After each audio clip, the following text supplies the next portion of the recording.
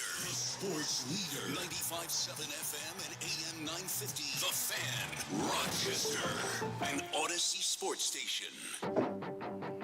The Sports Bar with Danger and Battaglia. We will recap day 3 of training camp for you. We have a long way to go, and that's why training camp is here. That's why we practice. So they're doing a good job. We got a long way to go. Just trying to make sure we get that chemistry, you know what I'm saying, build off the spring, and, yeah, just keep going. I'm grateful to be a fan favorite, and, I'm just hoping to come out there and put on a show for them and execute, do my job on the field. Mike Danger. Hard to make a declarative statement other than what you see with your own eyes, and what you're seeing with your own eyes here is still practice. It's not necessarily going to translate to what we see when they actually put on the pads and when they actually do get into some meaningful games. Gene Battaglia. I think if you're a Bills fan, this is exactly what you want. Okay, we're going to talk about this wide receiver battle. We're going to talk about the safety battle. You don't want any injuries. You don't want any drama. You just want a lot of work here. 95.7 FM and AM 950, The Fan.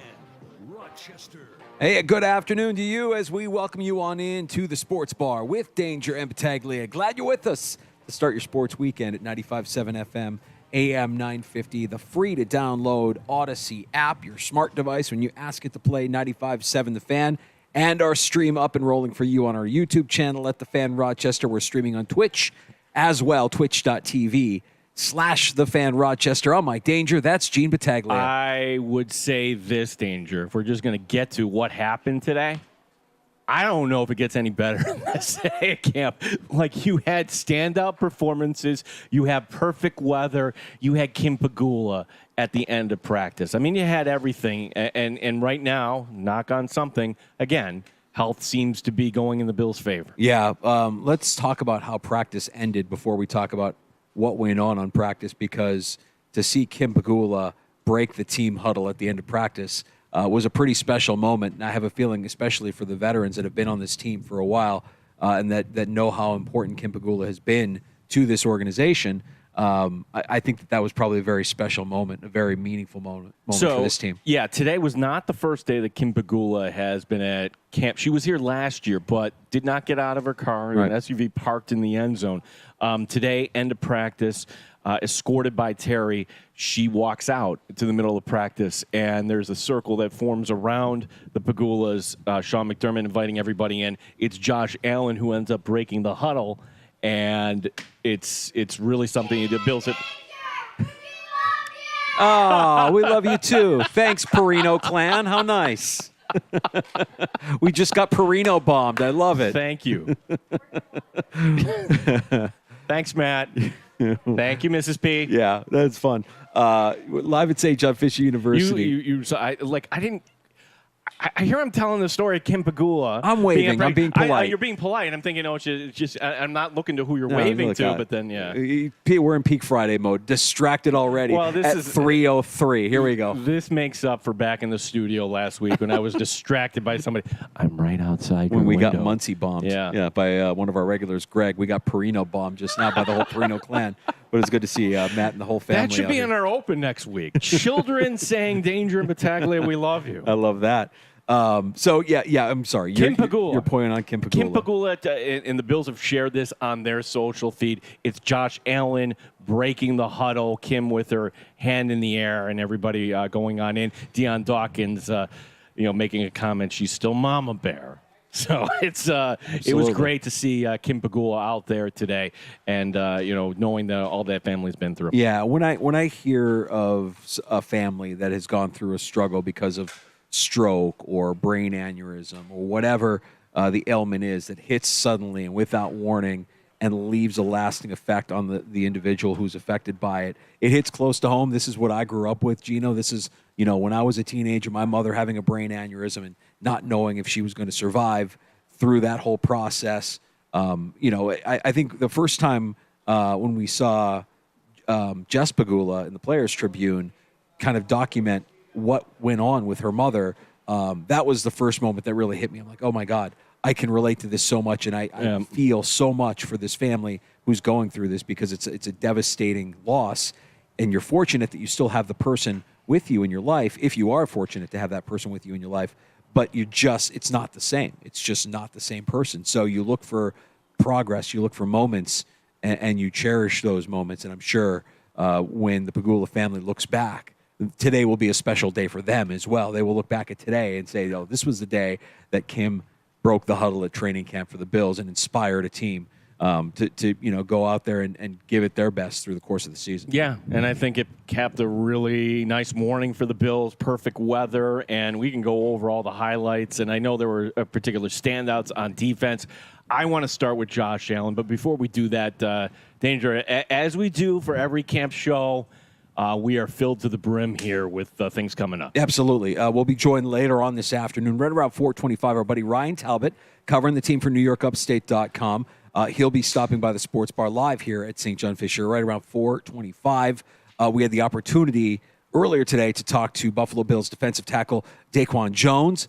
Second year in a row we've had Daquan on with us. Great guy, great personality, and love having him on with us. We'll share what he had to say about the Bills defense here early on in training camp. And we've got a lot of audio to get to today as well. And we'll start it off today with Bobby Babich in his press conference. I spent a good part of my day today, this morning, watching the team drills on defense. I just kind of wanted to see, knowing that Babich spoke today, knowing that there was kind of an emphasis on that side of the ball, I wanted to see him work. I wanted to see what he's about. Because we've seen Sean McDermott work, and we've seen Leslie Frazier work, and we kind of have a sense of what their personalities are. And I think Bobby Babich is a completely different kind of accelerant to this Bills defense. Got a lot of energy. Here's my take on Bobby Babich. He has the aura of a head coach. Like when he's at the podium, he's in command. He's not getting tripped up. He's got the beats down. He is young, energetic. Now, when I say that, we know the trend in this league, and I don't see it reversing anytime soon. He's coaching the wrong side of the ball. Right. If the Buffalo Bills were to make some magical run, and he was the offensive coordinator, yeah, he might not be here that long. And there were other teams that wanted Bobby Babich. The Giants wanted him. The Dolphins wanted him. The Bills were wise to lock up Bobby Babich. I went to that press conference, and when you hear this coming up, it's like a presidential press conference where the reporters that are on the beat day to day, they have to jump in right away. I never got my question. Oh, you wanted to ask a question. I wanted to ask a simple question. Like, hey, you're talking about growth with your players. What about growth for you? Like, when do you get the keys to the car? When do you get to call the plays? What kind of timeline? Wait, nobody asked him that? Nobody asked him that. Wait, get Perino back over here. I want to know. I want answers. I want to know why nobody asked him that question. Yeah, and all of a sudden, not two questions. Like, so, like, if you're listening really closely, you can hear me start to get, like, the question out, but it's okay. We have plenty of time, and, truth be told, Danger, Sean McDermott already said he's going to get some of the work over to Bobby, and you might see him do this.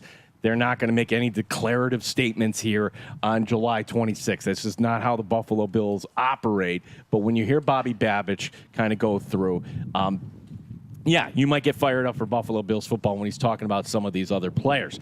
My take on Josh Allen today, he is on. 7-on-7, you'd be like, well, Gene, there's no facing the pass rush. Okay, fair enough. But he's facing the back seven there that are vital. Talking about starters he's going up against. And it was a variety of throws, Danger, watching the 7-on-7. Touchdown, back shoulder to Dalton Kincaid.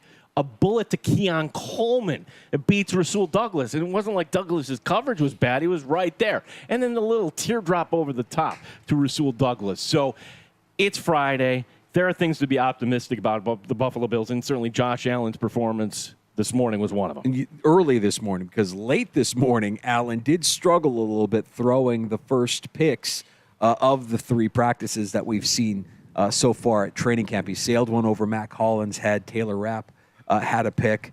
Next play, Allen goes deep to MVS with two defenders near him, and Christian Benford grabs the overthrow ultimately. And then the very next play, either Coleman or Shakir, couldn't really see who was miscommunicating with Allen, but there was a spot where they thought that he threw to a spot he thought they would be at. Elam gets a pick six. So Allen starts, as you were saying, strong, on fire, and maybe some miscommunications lead to a not so great finish. And look, this is still, there's still going to be some growing pains here as far as, working with a rookie and Keon Coleman and making sure that Matt Collins and Josh Allen are on the same page. It was encouraging to see Cole Bishop out with the first team for some reps today at practice as well, alongside Taylor Rapp.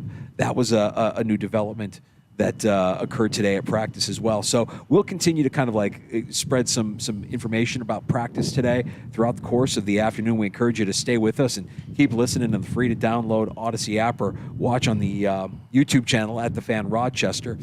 Before we do that, before we get to Daquan Jones and our conversation with the Bills defensive tackle from earlier today, here's our first exposure at training camp to Bobby Babich, who met with the media before practice this morning.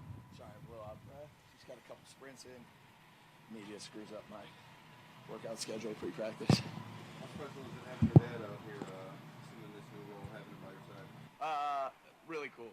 Really cool that him and my son's here at practice, and really it's a credit to Sean, Brandon, our administration that really understand that, you know, once training camp hits and hopefully we're going pretty hard into February, that, you know, we don't get a lot of time with our families, so they know that, let me say this, they open up training camp in a way that is unparalleled to anywhere, to where your family can be around. And, you know, I think that's all part of our culture.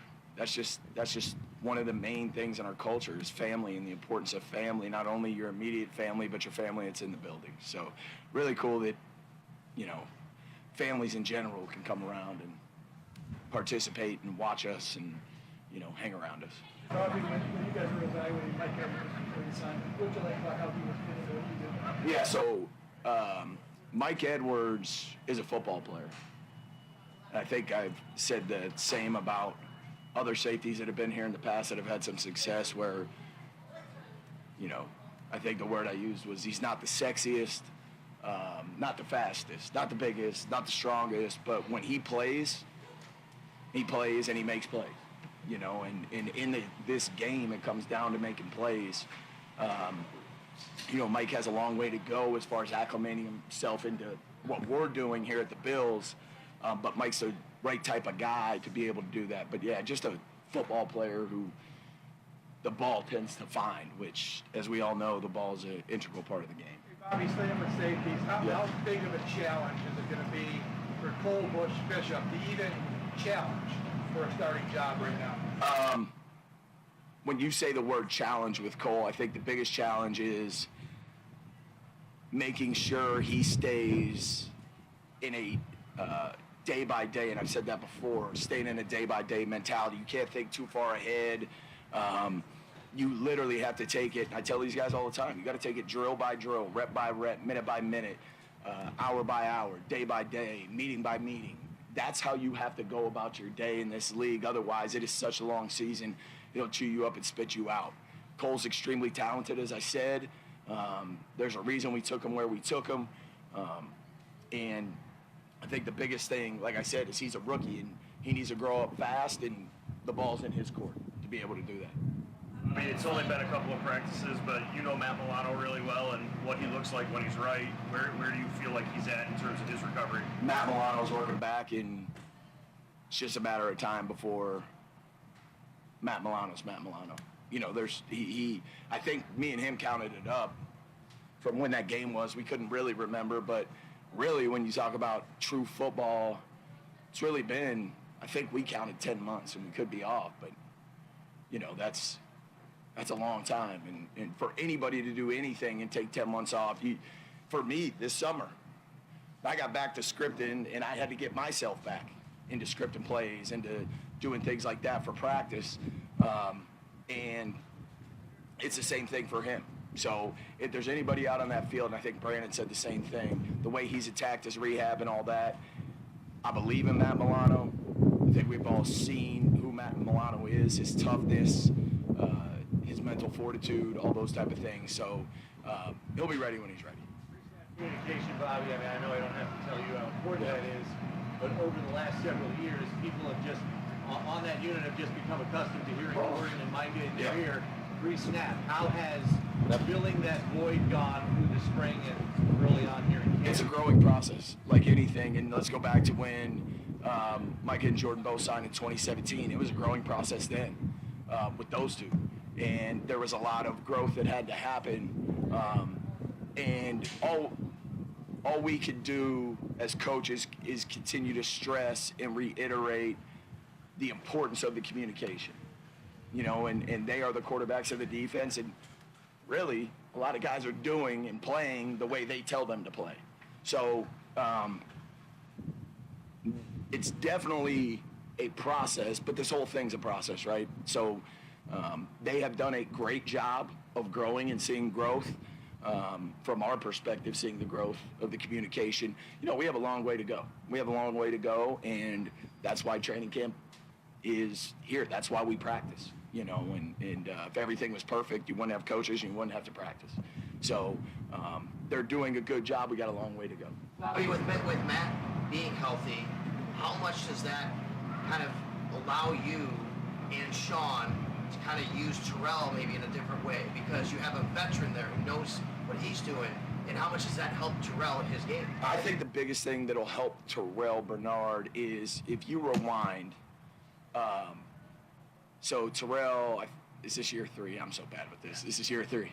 So I think the biggest thing is he's been in that room with Matt for now his 3rd year, and there's some continuity whether Terrell was a starter or not.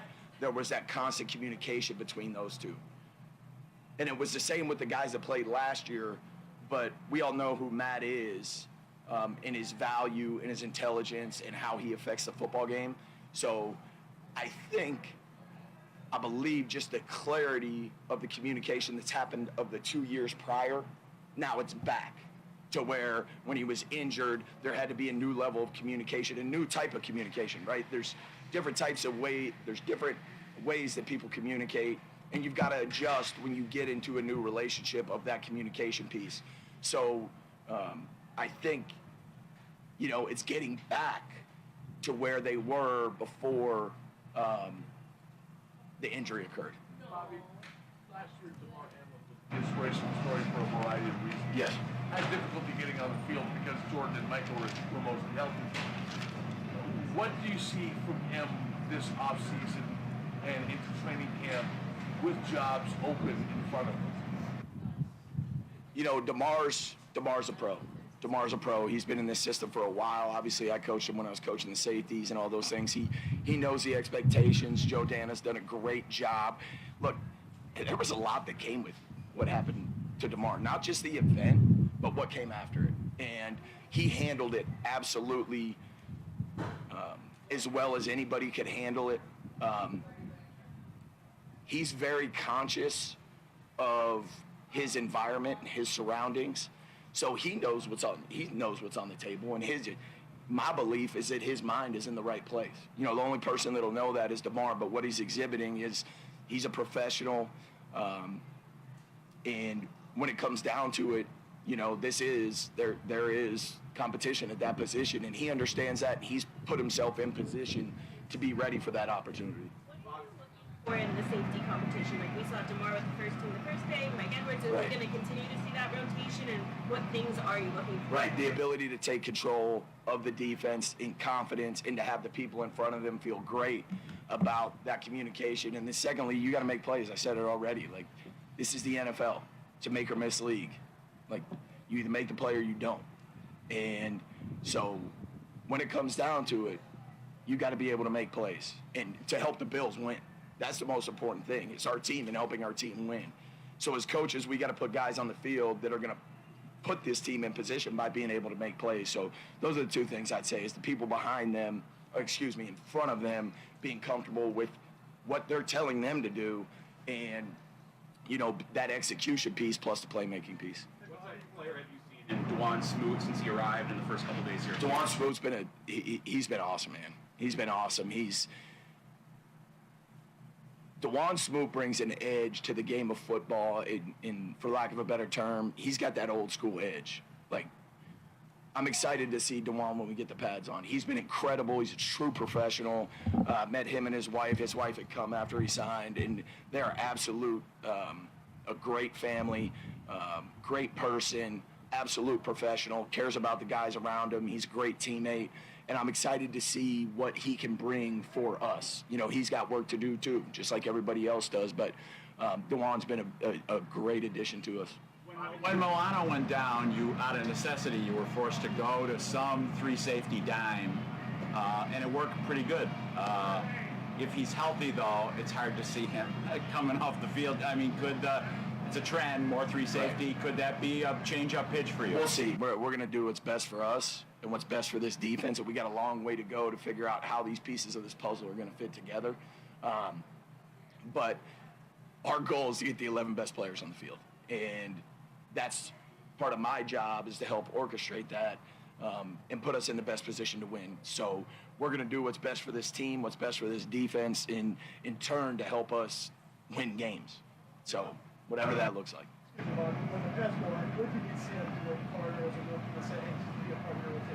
Yeah, just like you guys asked about Cole in the spring and just asked here. Dwayne, there were some things we targeted for him that he needed to work on. Dwayne's extremely smart, loves the game of football. He's a good teammate, and he's a good person. He's what Brandon and Sean want to have in this culture. So that's where it starts, as the person.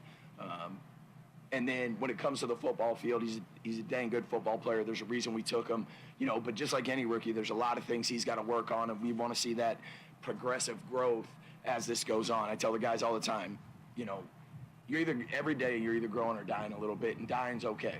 And this goes for all our players. Dying's okay because now, as long as you can recognize that after a practice, after a meeting, and I can build growth off of that, that's okay. You're never staying the same. You're never staying the same. You're going here, you're going there. Just identify what you're doing, build on your strengths, strengthen your weaknesses. Bobby, what's been your biggest adjustment? Year one is the DC here at training camp. Not knowing what to do with my hands. There was a point, though, when I saw you at the practice field day one where you kind of went, which group am I going to? Yeah, I think I told you guys, man. It's hard for me, and I think Brandon actually said it. Like, I love being in the mud with these guys. I love individual. I love all the individual. The guys will tell you it's my favorite part of practice. It's my favorite part of practice. I think that's where you can do your most growth, and it sets you up for the rest of practice. The way you put in the work and master your details and the techniques. But I think I got a pretty good feel for individual, but I think like the routine of when we're not on the field, because I'm usually in meetings, boom, boom, boom, boom, boom, everything's back to back, where there's a little bit more planning time and those type of things, and I'm like, okay, all right, what do I got next here? Okay, what can I do to help our staff and help our players, to be the best versions of themselves? That's what I want to do. I want to be there for our staff and our players and trying to figure out the best way I can do that, and to be a servant to them is what I'm trying to find, and those little niches and holes I can find to get in there and really help them. That's probably the biggest thing for me. Was pretty much a slot corner. Cam Lewis is a versatile piece of our defense. He's a versatile piece of our defense. Cam Lewis can do a lot of things for us, and So you still view him as a hybrid-ish? we view him as a lot of different things and can provide a lot of value to our team. Sewell Douglas, we talked to him during mini camp, and he was saying how, coming in middle of season last year, a lot of times he was just reacting. Yeah. Where do you see him at now with his comfortability in the defense after, we saw what he did on the field, obviously, but with more time in the system? Yeah, I think Rasul is a very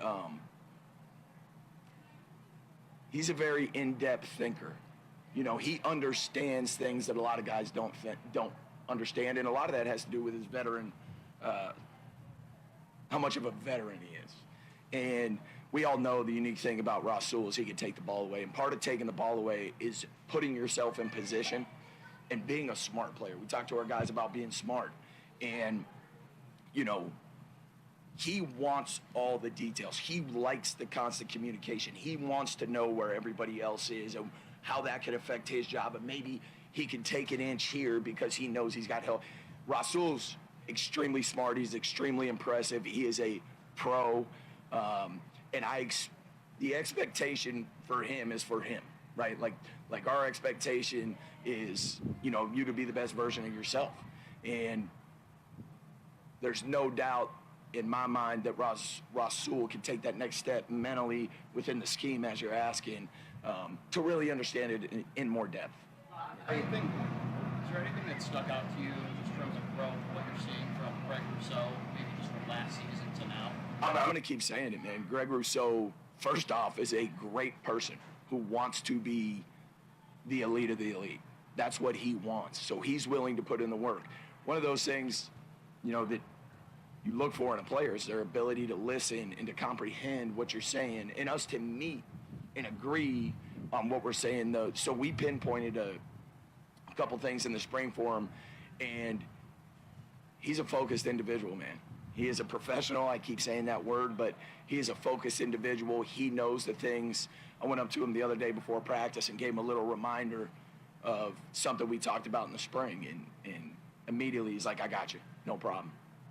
So those are the professional conversations that you like to have, and him understanding the why behind what we're asking him to do. And I would say Greg right now looks like a man on a mission. It's up to him what happens in these practices. That's up to him. But he's doing everything he needs to do to get where he wants to go right now.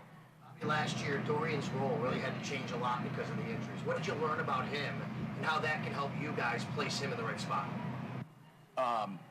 The thing, obviously spent a lot of time with Dorian.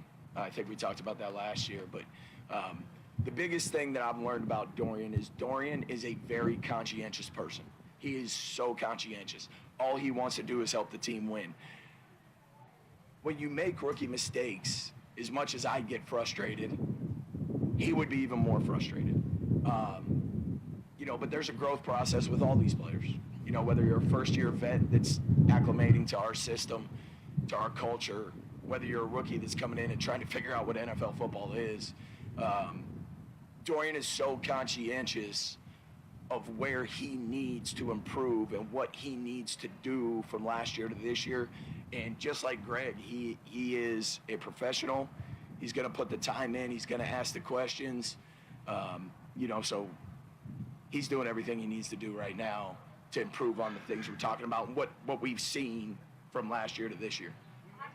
Two more. Bobby, you've talked a lot about these new players and guys learning this defense, but how important will it be this season to have Ed Oliver and Daquan Jones anchoring that defense and then moving together? Yeah, I mean, Ed has done a tremendous job of the same thing I'm talking about. Like, Ed's got goals of grandeur, which that's all we want as coaches is to help these guys meet their goals. And Ed is taking not that he hasn't in the past, but that mental approach to the game. Ed's talented. Ed is so talented. And that mental approach to the game that he's taken is incredible. It's incredible. And he's thinking about football constantly. And DQ is exactly what a vet is. Like, DQ is extremely smart, and so is Ed. So to have them and working with each other and off of each other and all those type of things, I think that's valuable for us. That's valuable in the reps they've accumulated over the years and their piece of communication. They've done a tremendous job thus far, and it's, up to them to keep it going. Talked to the linebackers last year. They kind of mentioned they found themselves doing a Tremaine Edmonds impression in the huddle. While it's good to have that as an example, they had to lead the defense in their own way. Have you seen any of that with the safeties who have been around, and how do you kind of lead in your own way? Yeah, so I think here's the thing, okay? When you talk about leadership, whether you believe it's, ingrained in you from birth or you can learn leadership, there's certain ways that guys are going to go about things. Specifically, veterans find their groove, and their groove specifically where they're playing well, you don't want them getting out of that. So there's a little bit of us leading the horse to water, and then it's whether that's the right water for that horse. So we push leadership, but it's kind of a natural progression of it just takes form when it takes form. It's a lot like I've talked about with rotations and competition. It'll show when it shows. And we believe in that. We believe in our process that we have here. We believe in our playoff caliber standard. We believe in all those things that help us get these guys to that point. And in time, the ways that these guys want to lead, or maybe they're not a leader, that will show up when it shows up. And we've got to pinpoint those leaders. And when we do, at the same time, they got to be credible leaders. But at the same time, when we do, we'll lean on those guys. There's Buffalo Bills defensive coordinator Bobby Babich in his pre-practice press conference, our first exposure to the new Bills defensive coordinator. And I don't know, if you close your eyes, you didn't know it was Bobby Babich. Would you hear a young defensive-minded John Gruden, perhaps? Yeah, he does have the beats down. He does have that presence. And the one thing I learned today from Coach Babich, either you're growing or dying every day. You don't stay the same. Are you growing or dying? I'm growing today, Gino. I think I'm growing too. Waistline's growing a little bit. They had pulled pork up in the cafeteria today. So I'm definitely growing. I went with the fettuccine. The thing that I loved about watching Bobby Babich today, as I was kind of like scouting the defenses doing their positional drills, he was everywhere. He didn't stay with one position too long. He stayed, he looked, and he was frenetic. He was all over the place. He was making sure everybody was doing what they needed to do. He was checking for vibe. He was checking for energy. He was checking for tone and pace. And I mean, what I observed was a defensive unit that was feeding off of that energy. And look, Leslie Frazier, great defensive mind, great defensive coordinator, but soft-spoken, not the in-your-face, bring the energy kind of guy. And that's totally fine. Totally fine. They're different, and probably you want that going from one style to the other, and that's really what you have here in Bobby Babich, where there might get to a point where somebody's doing something that he doesn't like, and he's going to let that player know. Absolutely. We have this coming across here. Yeah, some breaking news in the sports bar. I can't believe we've waited this long, but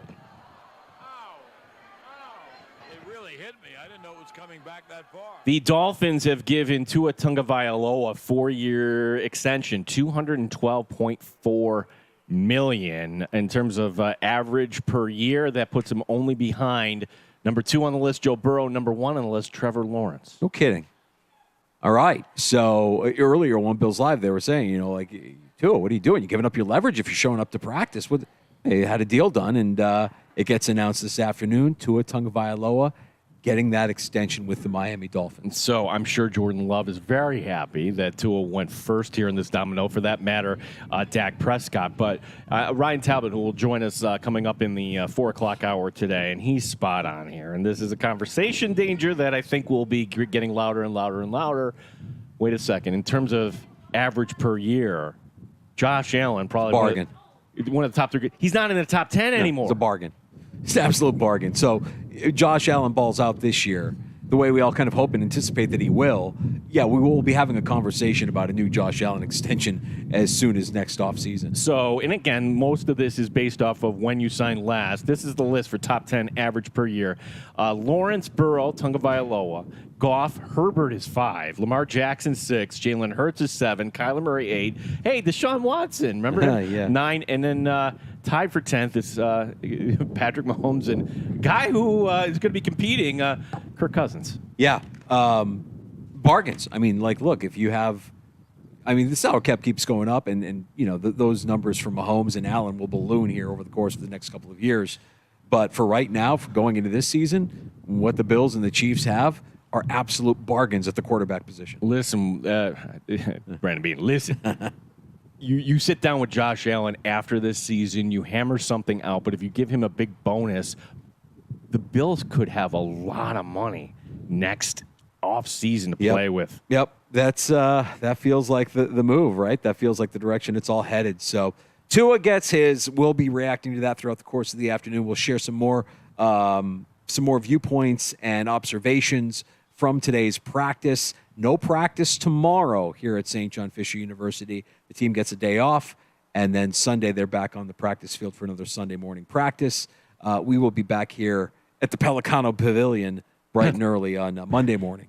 Pelicano. The Pelicano Pavilion.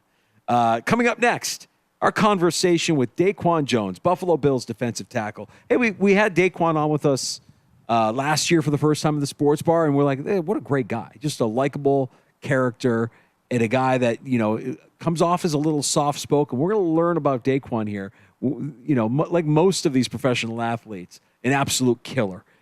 Competitive, degenerate, and we can't wait to share what we learned from Daquan Jones, who joined us earlier today right after practice. That conversation is on the way next. You can join us at any point this afternoon when you pull up a stool. 866-4326 is our phone number. 585-866-4FAN. It's the bottom of the ninth, 2 outs, and next to bat for Bill Grays is the world's greatest cheeseburger. Strangely, it's still anyone's game. Come on! Bill Grays is the top-ranked team, but they can't seem to get a run today. Something fishy is going on here. Pitcher is out of here. That's what he gets for throwing a grease ball. That's an illegal pitch. Home run! The world's greatest cheeseburger does it again. Don't give me just any old cheeseburger. Only Bill Grace will do. I love the taste and the quality and the juicy through and through. It's the world's greatest cheeseburger, made fresh for you each day. When you're looking for something good cooking, say gimme, gimme, gimme Bill Grace. A delicious meal with family or friends is a great way to share the day. If you're getting hungry, say gimme, gimme, gimme, gimme, gimme, gimme, gimme Bill Grace. Welcome to the Burger 500. The world's greatest cheeseburger is off like a shot. He's stupendous. He's amazing. He's simply the world's greatest cheeseburger. It's the final lap. Nothing can stop him now. Oh no, Crazy Burger's blocking the lane. Holy cow. Bill Grays really has the world's greatest cheeseburger. Welcome to the Battle of the Burgers. In the red trunks, weighing in at a mere 2.5 ounces, Greasy Burger. And in the green trunks, over a quarter pound of fresh ground steak, Bill Grays. Fight.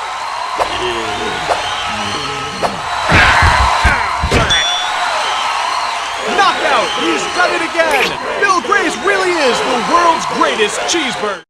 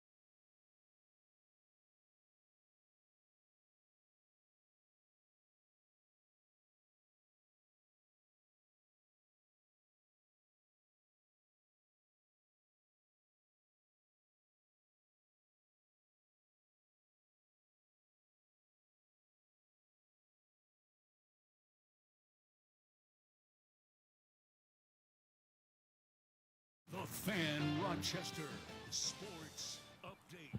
Kim Pegula at practice today, the Bills' co-owner, breaking the huddle at the end of the morning workout. One of the newcomers is wide receiver Curtis Samuel. Oh, it was fun. Anytime I get the ball in my hands, I'm excited. That's why I don't limit myself, just playing outside, whatever the case may be, inside, outside, in the backfield. I don't limit myself. Samuel getting a few reps today at running back. No work on the field tomorrow for Buffalo. Next practice here at Fisher coming up on Sunday. The Miami Dolphins have extended the contract of Tua Tagovailoa, 4 years, $212.4 million. Baseball, the Yankees and Red Sox at Fenway tonight. The Sox today acquiring pitcher James Paxton from the Dodgers. Rochester Red Wings at home tonight taking on Lehigh Valley. We're live from Bills camp at St. John Fisher University. Gene Battaglia, the sports leader, the Fan Rochester. Top Shelf Sports Talk. You're hanging out in the sports bar with Danger and Battaglia on the sports leader, 95.7 FM and AM 950, The Fan, Rochester.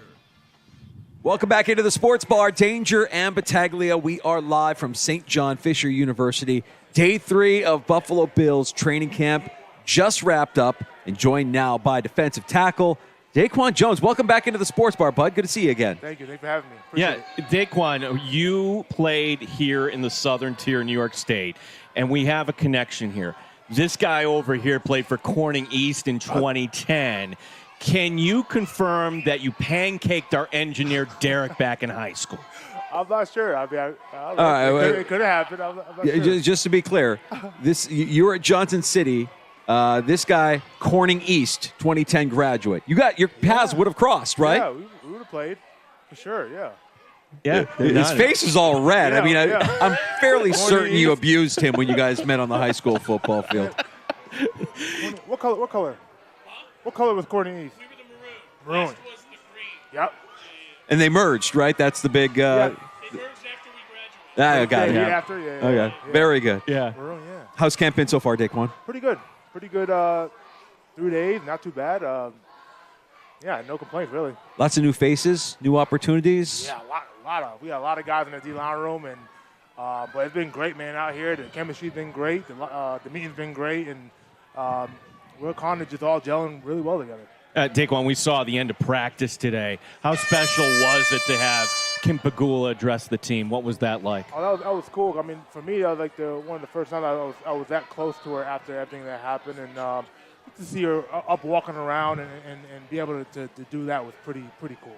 Now, it's a small thing, but we noticed little details. No Guardian cap for you. Is that by choice, or did they run out of Guardian caps for you guys today? Well, they're like the new helmets you can get. Yeah. There's like 2 different helmets you can wear. If you wear those, you don't have to wear the Guardian cap. Okay. So, I got a new helmet. It's one of the safest ones they made, so I'm rocking with that one. Yeah, nice. Okay, that explains it. Yeah. Today, being back on the field, Daquan noticed something last year. It was one of the night games, and this is after the London game, after the injury happened. You were around the team. I remember seeing you in the tunnel, seeing you being around. How important was that for you just to be there throughout the rehab process? Yeah, I mean, it was huge for my mental. I think when they told me that I had an opportunity to come back, I didn't want to get complacent and try to go somewhere else in rehab. I wanted to do around the guys to kind of feel like I never left type energy. So I kind of just stayed here, rehabbed, and still went to meetings and everything like that. And I think it was big for me to kind of be here and show support to my guys who I grinded with all training camp and even the first quarter of the season.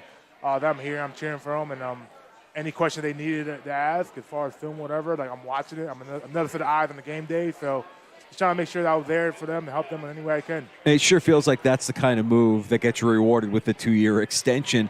Did you think to yourself after the playoff loss to Kansas City, I got to get back to Buffalo this year. This has got to happen. Yeah, I mean, I definitely wanted to come back. Again, I didn't know just because of, this being 32, you know what I mean?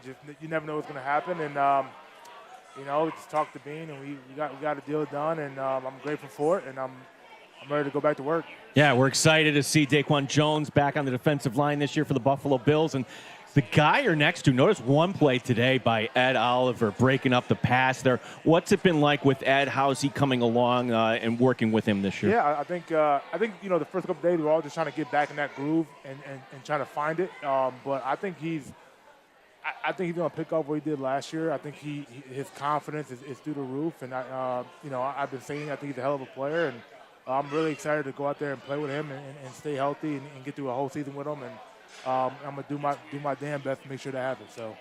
Day 3 of camp, still no pads. Day off tomorrow, then the practice on Sunday. Yep. How hard is it when you're not wearing pads? How hard is it to not hit someone? How hard is it to not hit the quarterback? I mean, you got the red jersey, so you kind of have trained yourself in practice not hitting that guy, but how hard is it to not be a little bit more physical than you want to be? Can I be completely honest with you? I think as far as O-line and D-line, when we put pads on, it sounds kind of crazy, but nothing really changes. Really? We're still, striking each other with our hands and stuff like that. It just sounds a little louder. I mean, and maybe the thud up on a running back is a little different. You can kind of thud them up a little more, but as far as for the guys up front, I think we are kind of used to just kind of banging all day, and with that, it just really doesn't change that much. But I am looking forward to get pads on, just kind of get that feel back and go out there and compete with the guys. We're talking to Daquan Jones, defensive lineman, recruiter.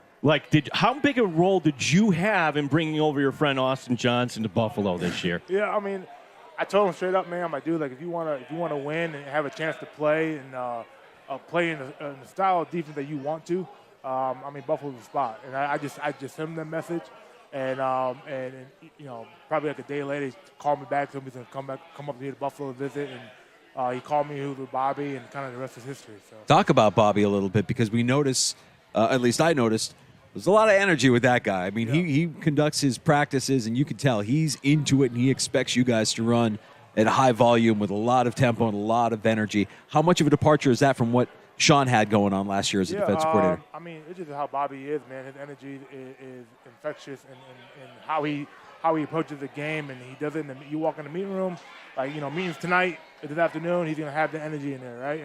And his message is best in the world, and every day we gotta live by that, and we go on the practice field, and he kind of just translates over there. He's running around and making sure that everyone's doing their job, and like I said earlier, he's there, and he can give you feedback on the field, which is very hard and very you don't see that a lot, and he can give feedback to everybody. I'm like, how you got two eyes and you're watching every position, right? But he does it. I don't know how he does it, but he does it, and I just think he's a hell of a coach. He's a coach we definitely need in that position, and I'm just looking forward to going through a whole season with it. Yeah, just like any year, a lot of new faces. One of them on the defensive line, a third-round pick, Dwayne Carter. Yeah. How's he coming along, and what's your role when it comes to a young guy like that? What are you trying to do and show him the ropes there? Yeah, you let him play his game, let him be who he is, and just be there when he needs a question answered. But let him just go, let him be. Don't let him. Don't make him think too much, and don't try to put too much on his plate. Just let him go out there and play the game they got him here. And so I think he's doing a great job. He had a couple great plays today and flying around. I think his work ethic is pretty impressive for a young guy, and also his knowledge of the game. So I think it'd be good fit for us. Daquan, a lot has been made in the last couple of days of comments that Von Miller made after first day of training camp, talking about how, hey, look, I mean, last year I probably shouldn't have gone out there. I maybe wasn't 100%.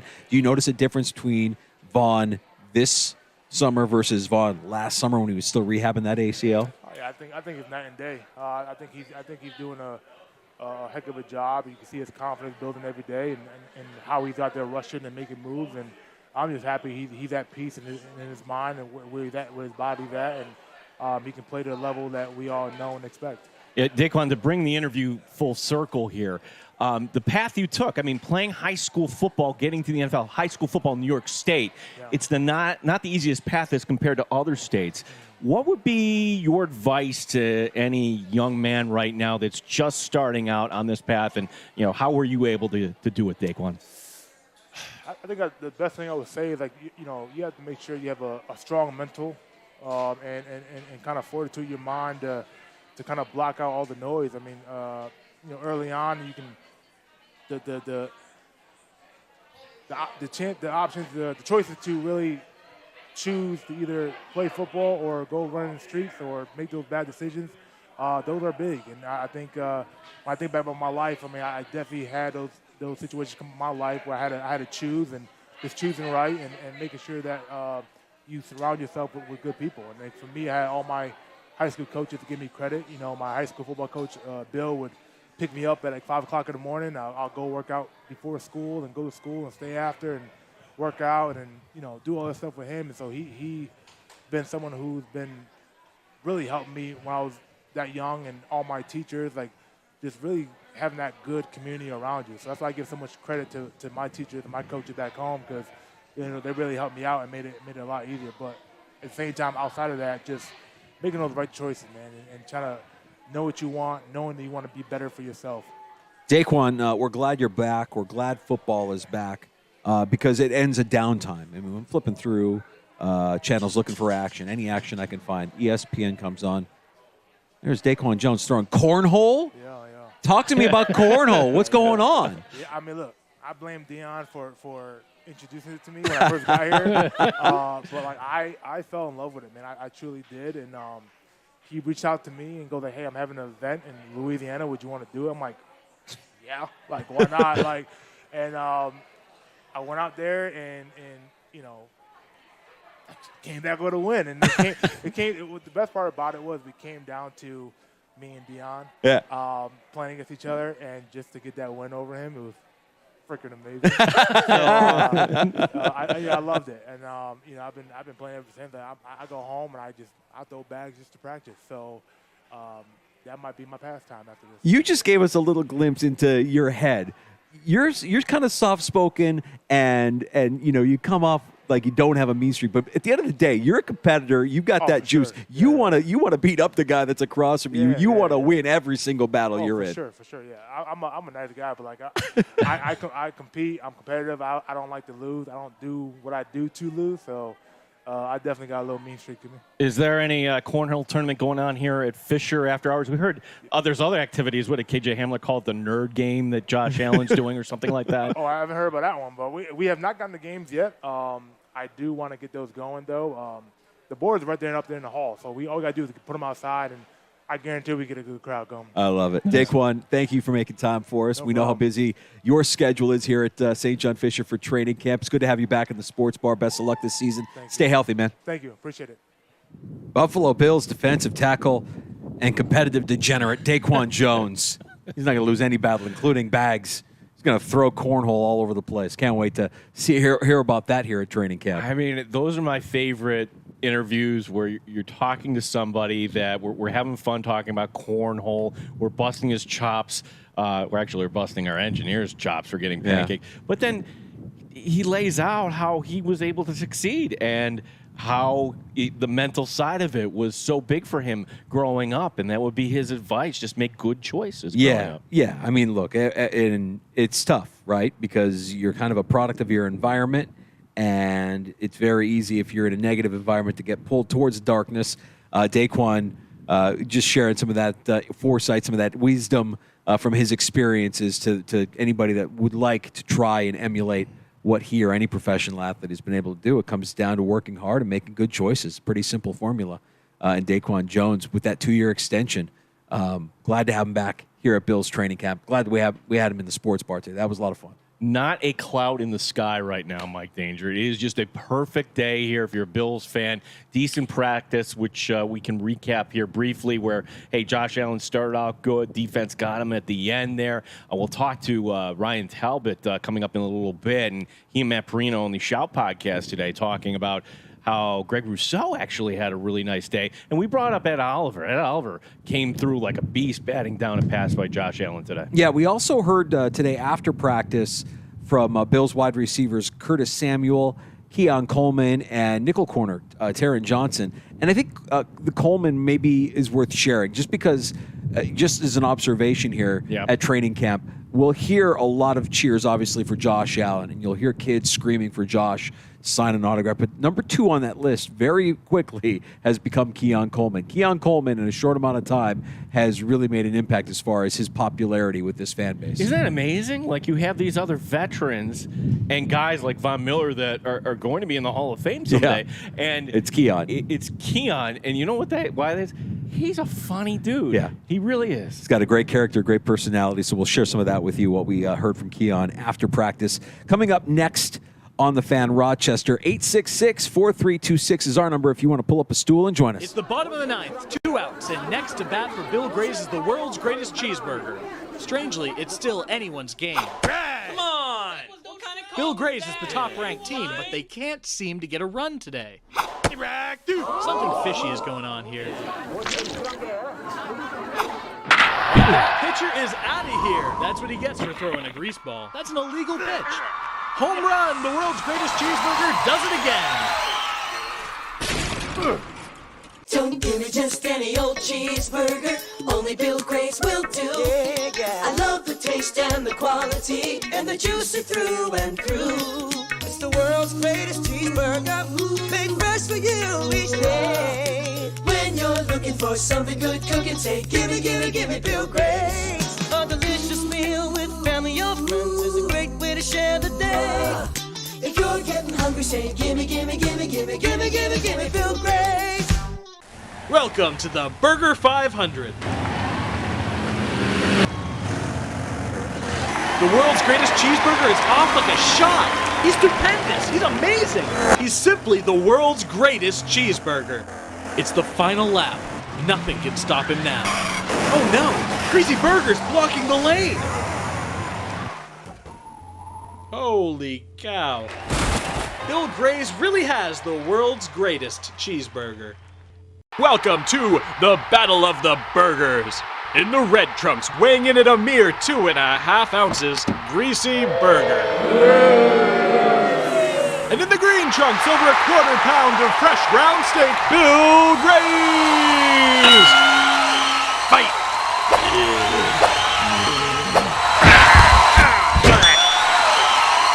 Knockout! He's done it again! Bill Gray's really is the world's greatest cheeseburger. We're in the final moments of the Burger Bowl, and Bill Gray's is on the move again. Gimme, gimme, gimme Bill Gray's. Bill Gray's has possession on the 20-yard line. It looks like they want to get the ball to the cheeseburger. At over a quarter pound, he's the perfect choice. B19, G38, hut, hike. The ball is snapped, and it's a handoff to the cheeseburger. There's just no stopping him. He's in the end zone. Another touchdown. Bill Gray's really has the world's greatest cheeseburger.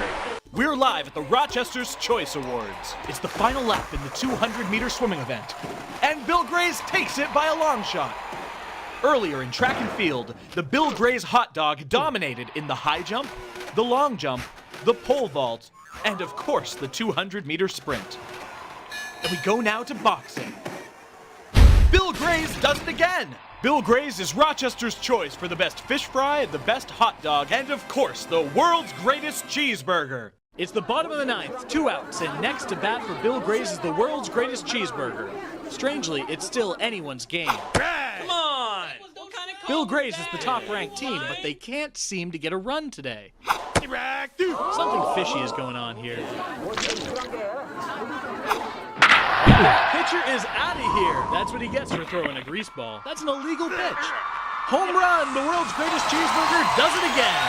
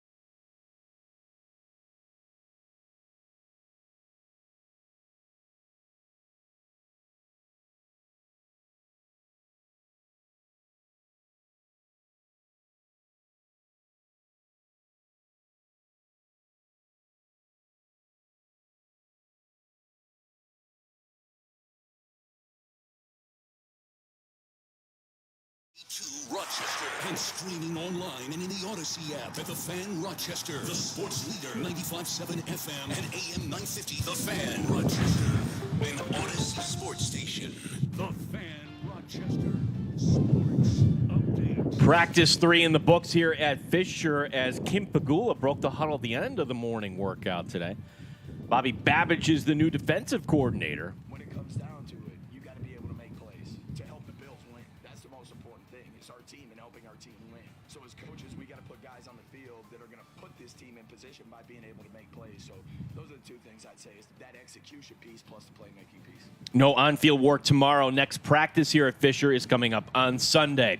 The Miami Dolphins have extended the contract of Tua Tagovailoa, 4 years, $212.4 million. Baseball tonight, the Yankees and Red Sox renew their rivalry at Fenway Park. The Sox picking up pitcher James Paxton today in a trade with the Dodgers. Wings home tonight against Lehigh Valley. We're live from St. John Fisher University. Gene Battaglia, The Fan, Rochester.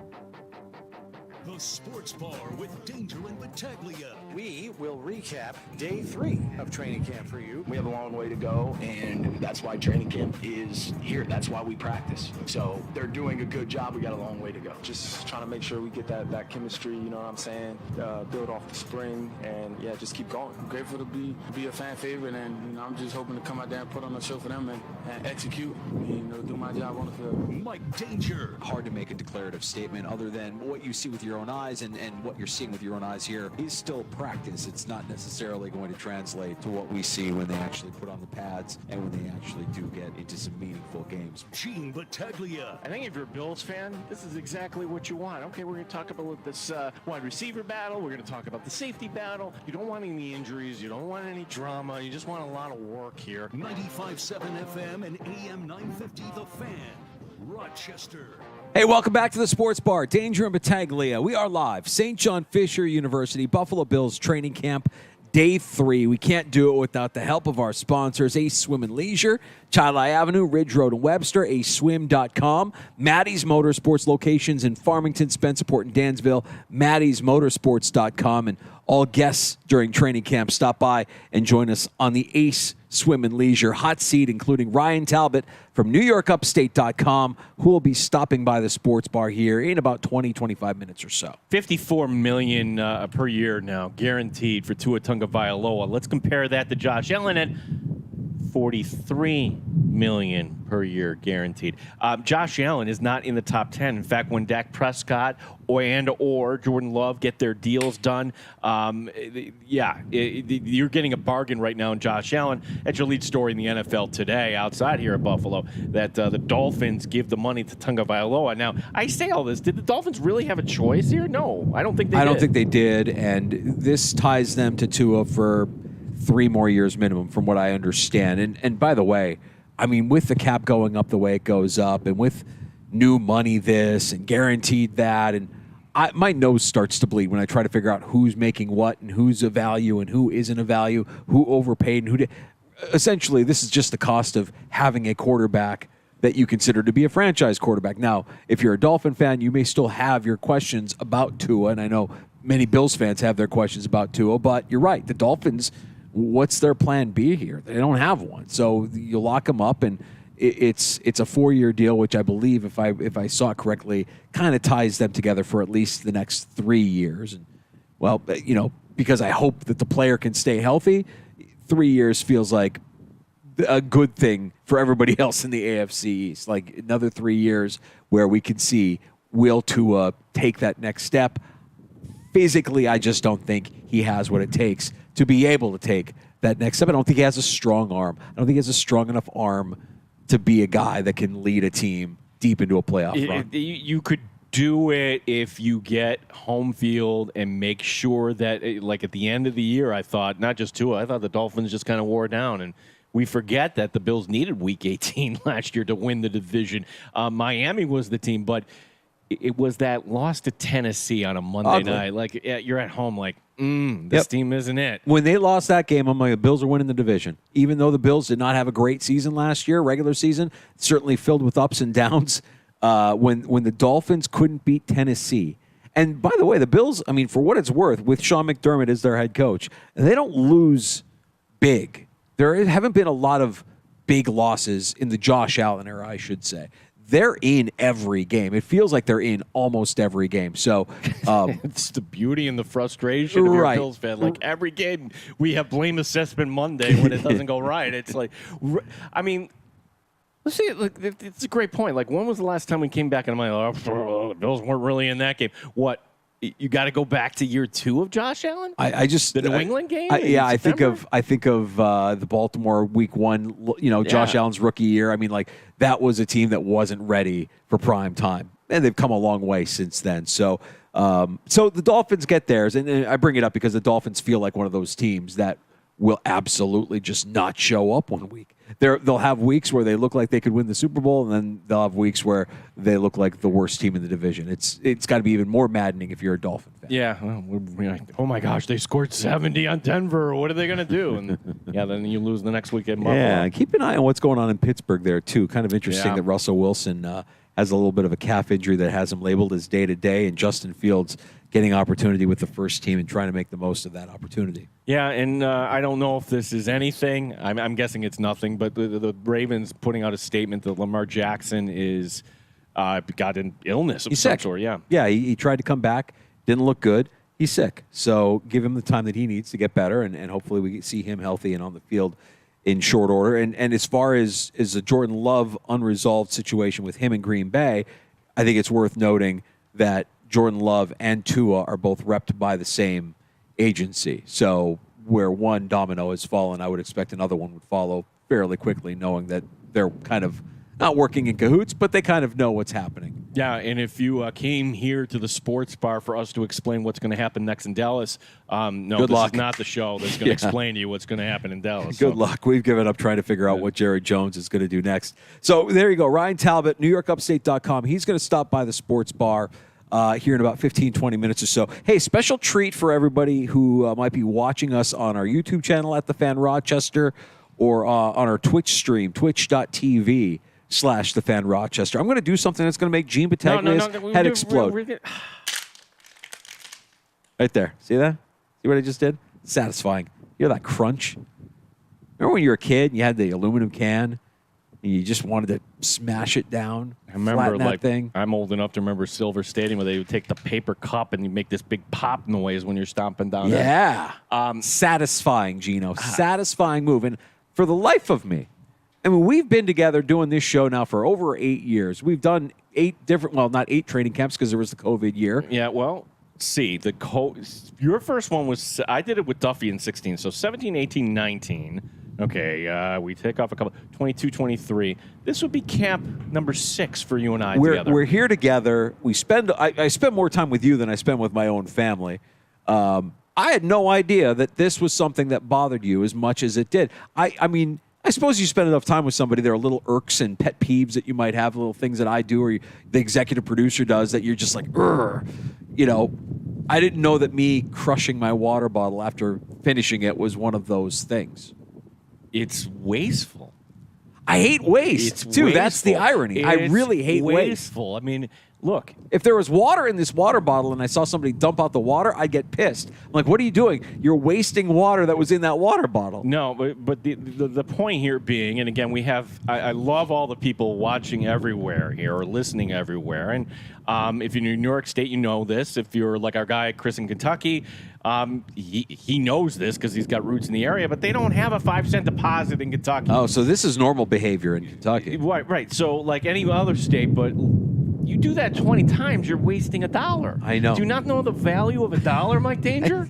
And your wife, know. wife of all people, I know how she values the dollar. Oh my God, Doesn't does that she? drive her nuts? Oh my when you God, do that? I almost. She's never mentioned anything. You don't do that in front of her. Let's keep this between us, okay? I mean, there's lines that we can't cross certain lines. I have a feeling that my wife would react less poorly, less strongly to me having an extramarital affair than she would to me wasting a nickel on crushing a water bottle. So let's just keep it between us here in the sports bar, okay?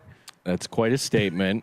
And I'll just say this. I would never violate the guy code. Okay. That would be a violation of the guy code if I went to Sandy and said, hey, you know what your husband does? He crushes cans instead of returning them She to the... knows, by the way. Like, in fact, we were on a family vacation one time, and I saw her dad, my father-in-law, take a water bottle and just collapse it. And I'm like, huh, I didn't know that you could do that with water bottles. I never tried. I never did it.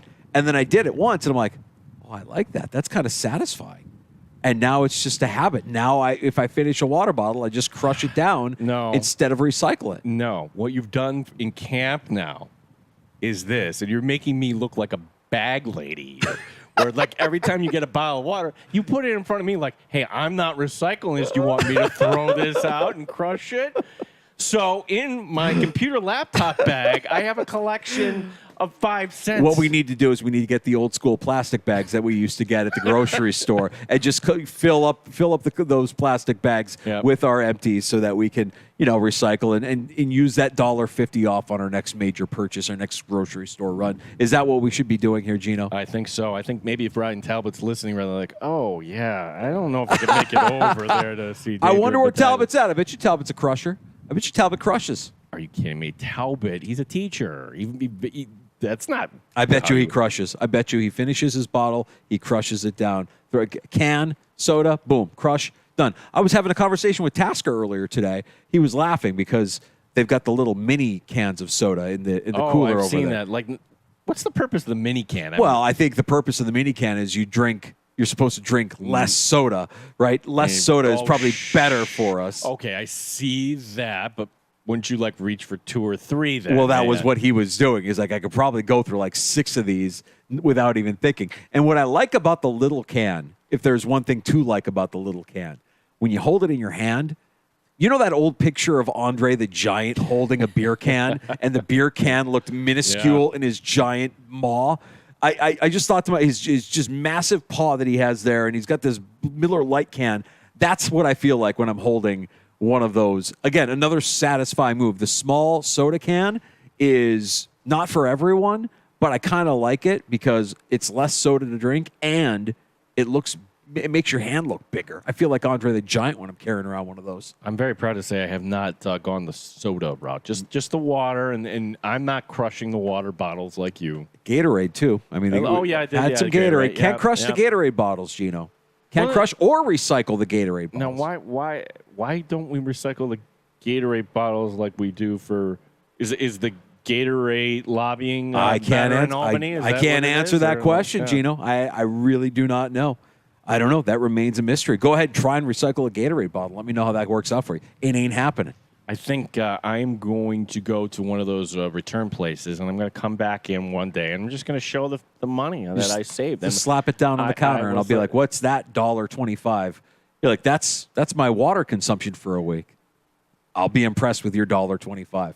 And then I will crush another water bottle. Your wife has never said anything to you about that? Yeah, of course. Yeah. There's the also, it's also a pet peeve because it's that noise. I love the noise. Oh, no. Satisfying noise. Yeah, I'm a big fan. We got to get to Keon Coleman, who has become very quickly one of the most, if not the most popular new face here at Bill's training camp. Of course, everybody cheering for Josh and screaming for Josh during practice, after practice. But Keon is right there.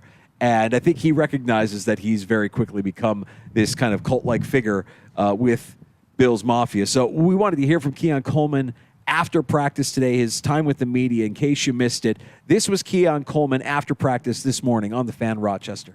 It's been fun the past 5 days. 5 days, right? Something like that. Yeah, just, getting back into that rhythm, playing, hearing the calls in the huddle, and going out there and executing and having fun with the guys. So it's been great. Catching touchdowns.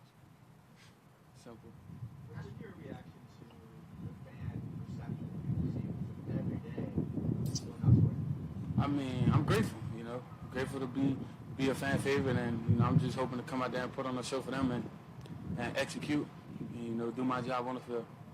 Keon, yesterday Joe Brady talked about how you guys have two positions. There's not actions out wide, it's two-man concepts, it's three-man concepts.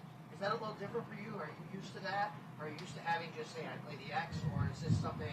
How have you kind of learned the offensive concepts compared to what you've done in the past? Nah, I'm used to playing everything. There's no such thing as an X or Y, Z. You got to get open. You call a receiver, not a whatever receiver. You just got to be able to get open. And it's hard to learn the playbook just trying to learn one position because you can easily be on the other side of the field, in the slot, outside, inside. You could be motioning to it, different things like that. So I learned the playbook conceptually. So I learned concept by concept and learn every single spot. So I can be anywhere. When did you start approaching playbook that way? Was it in college, high school? Like, have you always been that way? Yeah, college really. Once I got to college, high school playbooks are, high school. Yeah, it was like it wasn't even the X, Y, Z. You was on the left, you was on the left, you was on the right, you was on the right. But getting to college, learning playbooks, learning concepts, all that stuff came at once. And my coach broke it down to me and helped me learn it the most efficient way I could. Yeah, during OTAs, you kind of told us how you learn a playbook, copying things down, looking at it, writing it over again. Where do you feel like you're at right now that you've been through OTAs and you've had a short 5-week period of a break where you can still consume that playbook? I'm pretty confident. When I'm in the huddle, hearing the calls, I can execute my job and do what I need to do. What's the chemistry feeling like with Josh right now? Feel great. We're in a good spot to say we 5 days into training camp, so looking for that to keep on elevating. I know you guys had a lot in the spring. You and Josh getting to know each other. You got together during the break. But what have you learned about him these couple months since you've been drafted and now that he's your quarterback? He probably more goofy than me, honestly, bro. He's like a big kid, loves to have fun. And, when it's time to get on the field, we're going to work. How does he flip the switch when you're out there? Man, it's just natural, bro. Like, you got a job to do when you walk in the locker room, not even when you put your helmet on. When you walk in the locker room, it's a job to do today. So, it's times to be fun. You got to stay loose within, playing so that, having as much fun as you can while playing the game you get to love. So, I mean, it's easy. When you mentioned him being goofy, how have you seen that at camp? Like, he tells us a lot about how much fun he has here in the dorms and everything. Like, has he done anything particularly funny? Nah, not particularly. Like, I love it here, too. It's like, I didn't get to spend much time at dorms in college, but it's like everybody's in one space. So you go to the lobby of your floor, you get to see the guys, hang out with them, play the game, do funny stuff, just, be ourselves. What's been your favorite game? I don't even really play the game. I just be watching. Okay. I have my own game going on. I be talking trash to everybody while they playing. Huh? I ain't going to nobody's rooms. I mean, that's why we had a lobby area. I ain't trying to go in your room. That's your private area. Yeah, what's been your reaction to training camp with fans and signing autographs you just did? It's been great. It's an all-in-one, atmosphere. It's like in the middle of a game, you can go, sign autographs or whatever. But, that's not the case. But you get to have fun, and then after that, embrace the fans and the love. There's guys like Khalil who've been in his office now for a couple of years, and there's quarterbacks like Matt Collins has. What have you been able to learn from some of his more veteran receivers and steps? So understanding, defenses more, what they're trying to do schematically, how to get open, different release tips here and there.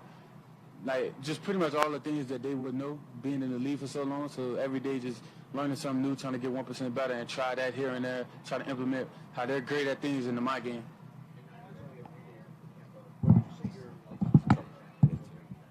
I mean, I think we like this, you feel me? If you ask me, that's my guy. You opened up 7-on-7 with a nice touchdown down kind of like around the numbers area. Can you kind of remember that play, walk us through it, and kind of what you were trying to get accomplished on that route? Really, so I had a slot fade and pretty much just do my job, get to the bottom of the numbers, and just what happened, Rasul was midpoint and got into his blind spot, and he didn't know where I was, so it was just wide open. Love it. I love it. We get to conversate after each rep, understand why you won the rep, why you lost the rep, how to get better at it, just different things like that. How comfortable are you moving around like the chess piece? And, what is your experience with playing with more seasoned corners such as Benford and you? It's pretty, I'm going to answer the first question. Moving around like a chess piece, I mean, I love it. Shows that you can have some versatility and that you actually know what you're doing out there, and you can build more trust between you, your OC, and your quarterback. And then going against them guys, you just get better every day. Every rep. Like I said, you conversate about the rep and understand why you won or why you lost it. And you come back the next play and compete like that. Yeah, do they say rookies still have their X-Men at this time, early in their first season? You've gotten to the point of the year now where it's everyday football now, where it's full-time part. Does it still feel like it's fast or that you're still trying to kind of figure things out a little bit? Nah. Why do you say that? I've been studying. Simple as that. I kind of know what's going on. I ain't going to kind of know. I pretty much know what's going on. So I'm confident that I'm going to know what's going on when I hear the calls, get the calls, and I'm going to line up and do my job. Thank you. There's Bills rookie wide receiver Keon Coleman. Awesome. Yeah. That's awesome. Like, I'm not going to give you the answer you expect. Yeah, I'm confident. Yeah. You want your wide receiver to be calm. I mean, how much Yeah. of this game and playing this game stems from just being confident? You have to have that swagger. You have to have that confidence when you're out there on the field. Otherwise, you die. So I think Keon Coleman having that confidence as a rookie and having no shame in saying, I've been studying. I know what's going on. We're going to be fine. I love hearing that. And again, Keon Coleman's legend continues to kind of grow with each passing day here at training camp. Yeah, I would agree with you. Second most popular Bill this camp amongst the fan base. So far. Yeah. We're going to take a quick break and come back. Ryan Talbot is here on set. Ryan, say hi to everybody.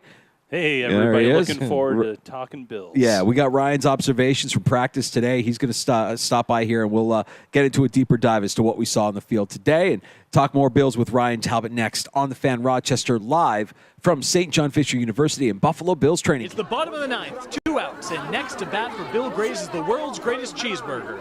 Strangely, it's still anyone's game. Come on! Bill Grace is the top-ranked team, but they can't seem to get a run today. Something fishy is going on here. Pitcher is out of here. That's what he gets for throwing a grease ball. That's an illegal pitch. Home run! The world's greatest cheeseburger does it again. Don't give me just any old cheeseburger. Only Bill Grace will do. I love the taste and the quality and the juicy through and through. It's the world's greatest cheeseburger, made fresh for you each day. When you're looking for something good cooking, say gimme, gimme, gimme Bill Grace. A delicious meal with family or friends is a great way to share the day. If you're getting hungry, say gimme, gimme, gimme, gimme, gimme, gimme, gimme Bill Grace. Welcome to the Burger 500.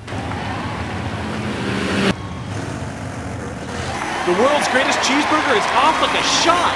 He's stupendous. He's amazing. He's simply the world's greatest cheeseburger. It's the final lap. Nothing can stop him now. Oh no, Greasy Burger's blocking the lane. Holy cow. Bill Grace really has the world's greatest cheeseburger.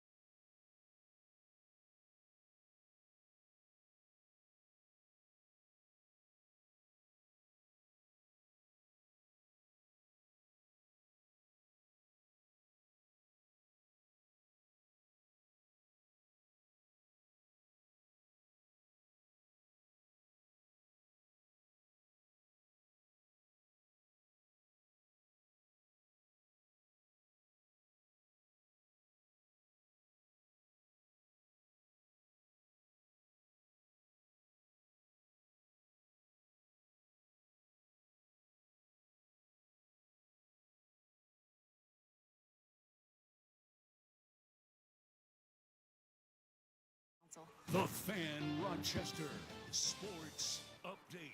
Kim Pegula practiced today, the Bills co-owner breaking the huddle at the end of the morning workout. One of the newcomers here at Fisher is wide receiver Curtis Samuel. It's fun. Anytime I get the ball in my hands, I'm excited. That's why I don't limit myself to, just playing outside, whatever the case may be, inside, outside, in the backfield. I don't limit myself. Samuel getting a few reps today at the running back position. We'll talk to Ryan Talbot, NewYorkUpstate.com, coming up next year in the Sports Bar. The Miami Dolphins have extended the contract of Tua Tagovailoa 4 years, $212.4 million. Yankees and Red Sox tonight at Fenway. Boston acquiring pitcher James Paxton from the Dodgers. Rochester Red Wings home tonight taking on Lehigh Valley. We're live from Bills camp at St. John Fisher University. Gene Battaglia, the sports leader. The Fan Rochester. The beer is cold and the wings are hot. You're in the Sports Bar with Danger and Battaglia on the Sports Leader, 95.7 FM and AM 950 The Fan, Rochester. We continue live from St. John Fisher University. It's a Sports Bar with Danger and Battaglia. Buffalo Bills training camp means we get to see our buddy Ryan Talbot in person here on the set with us here at the Pelicano Pavilion. Ryan, we can talk to Matt on by the way, Matt, we got Perino bombed the first hour of our show. I don't know if you knew this or not. I did not. The entire Perino clan came walking by. I wave hello to the entire Perino family, and a loud shout comes out and appropriately, a shout comes out from the Perino clan. We love Danger and Battaglia. We got Perino bump. Completely distracted Gino and I. We lost all of our professionalism and credibility in that moment. I was watching Matt, though, throw on the grass field. He's got a nice arm. He said he underthrew one in the end zone to his son, but I think he probably undersells himself. Yeah, it was great to see the whole Perino clan here today, and always a great time coming up here, speaking with you guys. I've always said my favorite radio show to come on, and I truly mean that. Well, Ryan, we appreciate that, and you've always given us so much time through the course of the years and the years that we've been doing this here at St. John Fisher as well. Before we talk Bills, just want to get your reaction on what Miami did this afternoon. I guess the going rate's the going rate these days with these quarterback contracts, but you look at it, and I saw a great tweet from Adam Schefter. In Dan Marino's entire career, he made $52 million. Tua will make more than that on average every single season at 53.1. So, and again, quarterback pay was one thing many years ago. This is the rate. Josh Allen's not even in the top 10 anymore for that average, per year. You have Mahomes now at number 10, tied with Kirk Cousins. There's a lot of decent quarterbacks, young quarterbacks that I think teams are hoping will ascend to that superstar status, but it just shows you how grossly underpaid a guy like Josh Allen is compared to some of these deals. Yeah, if you did the rankings right now and you tweeted out the graphic, he would be 12th. And you're not even considering, all right, well, next on deck is Jordan Love, and next on deck is Dak Prescott. Who knows where their stories go? But my question is about Allen. Is this a storyline in next year? Is it in the near future? You think this is going to be something that the Bills will sit down and want to do right to their quarterback? Eventually, I'm sure the team will. I don't see Josh Allen, though, pushing the matter necessarily. You look at what he does every year, year in, year out. He works to lower that number for cap purposes. He's due something of, I believe, a cap hit of about $60 million next year. So he'll rework that. He'll do what's best for this team. I believe him when he says his goal is to help this team win a Super Bowl. So while he's not in the top 10, $40+ million is still a lot of money on a yearly basis, and I'm sure when it's right, the team will reward him for what he's done for this team. And imagine what that looks like if he has the kind of season we all hope he could have, and he's come close to fulfilling that destiny here, right? Yeah, absolutely.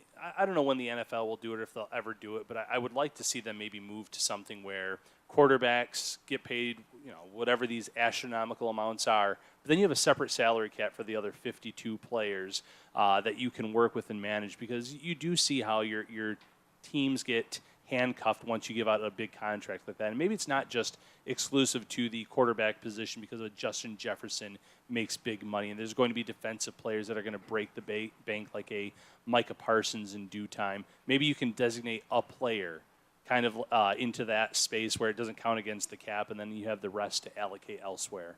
Ryan Talbot, NewYorkUpstate.com, joining us. You were here for the Bobby Babich press conference. You watched practice. I guess practice, your general takeaways there from the third practice here at Fisher. Yeah, third practice here at Fisher. I was keeping a close eye on Matt Milano today. I like what Bobby Babich said. Eventually, Matt Milano will be Matt Milano. You still see him kind of working with the coming back from that injury. I saw him between reps on the side field, kind of jumping up, testing out the leg. I think there's a mental and a physical aspect to that players go through. Babich did a great job shedding some light on the safety competition this morning. You saw Cole Bishop get his turn in the rotation with the starters. He said Bishop has a long way to go in terms of learning the playbook. It's not an easy playbook to learn for a young defensive player, especially at a key position like safety where the Bills have been spoiled the last few years with Jordan Poyer and Micah Hyde. They haven't had to worry about that. So now you have a rookie in the mix. You have Mike Edwards, who he talked glowingly about as just being a football player. There's a lot of fun in terms of watching those few competitions that the Bills have. And then, 7-on-7, you saw the offense pick up where they've been the last few days. And on the end of the practice, you finally saw Josh Allen throw some interceptions. I know there were 3 of them. I think only 2 of them would have counted in a real game. There was one blatant penalty against Christian Benford on one of them. Yeah. Let's stay on the defensive side of the ball in that defensive secondary, because the name that we kind of don't talk about, he's just slid into that role, is Taylor Rapp. Taylor Rapp is essentially the guy that is going to be with, like, we're not hearing about Taylor Rapp getting reps with the second team. He's been out there. He's been the constant with the first team. So how has he progressed from last year, his first year here, and some time that he spent where you're like, oh boy, I don't know about this guy. I mean, like some questionable plays and certainly some timely penalties last year. Do you think Rapp's game has evolved to a point where, must be evolving to a point where Sean McDermott trusts that Taylor Rapp can be that back-end quarterback of the defense? Yeah, he's the perfect example of how long it probably takes someone to get comfortable with this defense, because you're right. Last year when he was getting reps early on in the season, he was making mistakes. He was out of place, penalties. He's a very physical player, and sometimes that leads to penalties. As the year went on, and it was a secondary role for the most part, you saw him get more comfortable in the scheme. And while Pro Football Focus grades are not the be-all, end-all, it's no coincidence that 3 of his highest 4 grades came in the last 3 weeks of the regular season when he was able to digest that playbook, knew his responsibilities, knew his role, came up with a huge interception in Week 18 to seal the division for the Bills. So when the Bills made it a priority to re-sign him in the offseason, that kind of told you a lot in terms of what they viewed about him as a player in this scheme, in this system. And while it's been an interchangeable role at that safety position, it does look like Rapp's going to hold down the fort on one of them this season. Ryan, I want to ask you about and go into depth about a player you and Matt were talking about today on the pod, that being Greg Rousseau. Greg Rousseau, a player, a first-rounder. You're hoping for more. It's not like he's been bad, but can he take that next step? What were your observations of Rousseau today? Yeah, speed and power. You saw it on display today. I saw him in an individual rep against Spencer Brown late in practice, and he used his speed and power to get around Brown pretty easily. And Brown was a great player last year. Brown's looked good at camp so far. It's the flashes. Matt noted that earlier in the practice he had a rep against Deion Dawkins, that he got around Dawkins. And when you look at the way that Dawkins has played the last few years, pretty much at an all-pro level, that's no small feat. So Greg Rousseau, the Bills are hoping he takes an Ed Oliver-like leap this year. He's had some bad luck with injuries that, to his credit, he's played through, foot, ankle-type deals. This is the year, though, that he needs to kind of put it together so he can get a monster extension in Buffalo, stay here long-term. Still a young kid, though. People forget that when they drafted him, he was one of the youngest players in that draft class. I believe 23 right now, turns 24 this year. So still a lot in terms of what he can grow into. We've seen him become a really solid run defender, but now you want to see him in terms of the pass rush game take it to the next level. What about Vaughn? How does he look to you so far?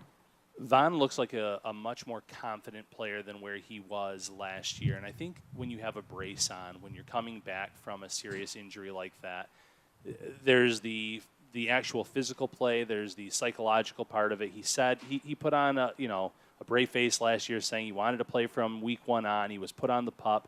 He never looked like the Von Miller that the Bills saw in those first 8 weeks of his first year, though, where he was getting almost a sack per game.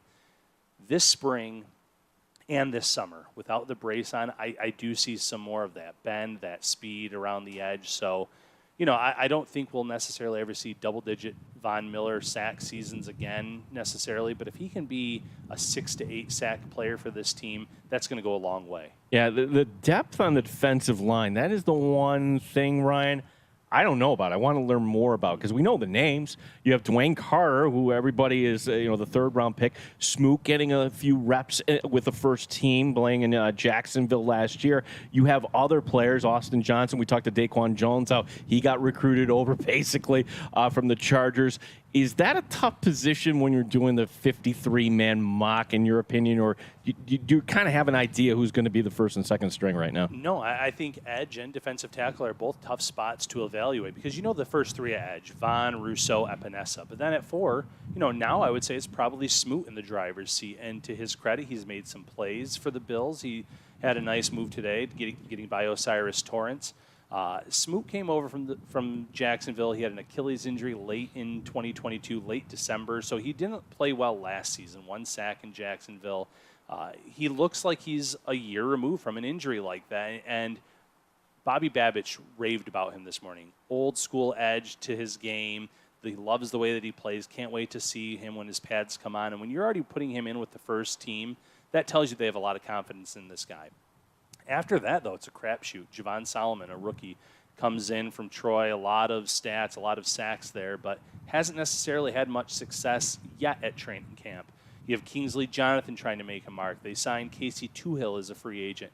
A lot of guys maybe fighting for one spot there behind Smoot. And then defensive tackle, they could only carry 4 of them, the 4 that you've already mentioned.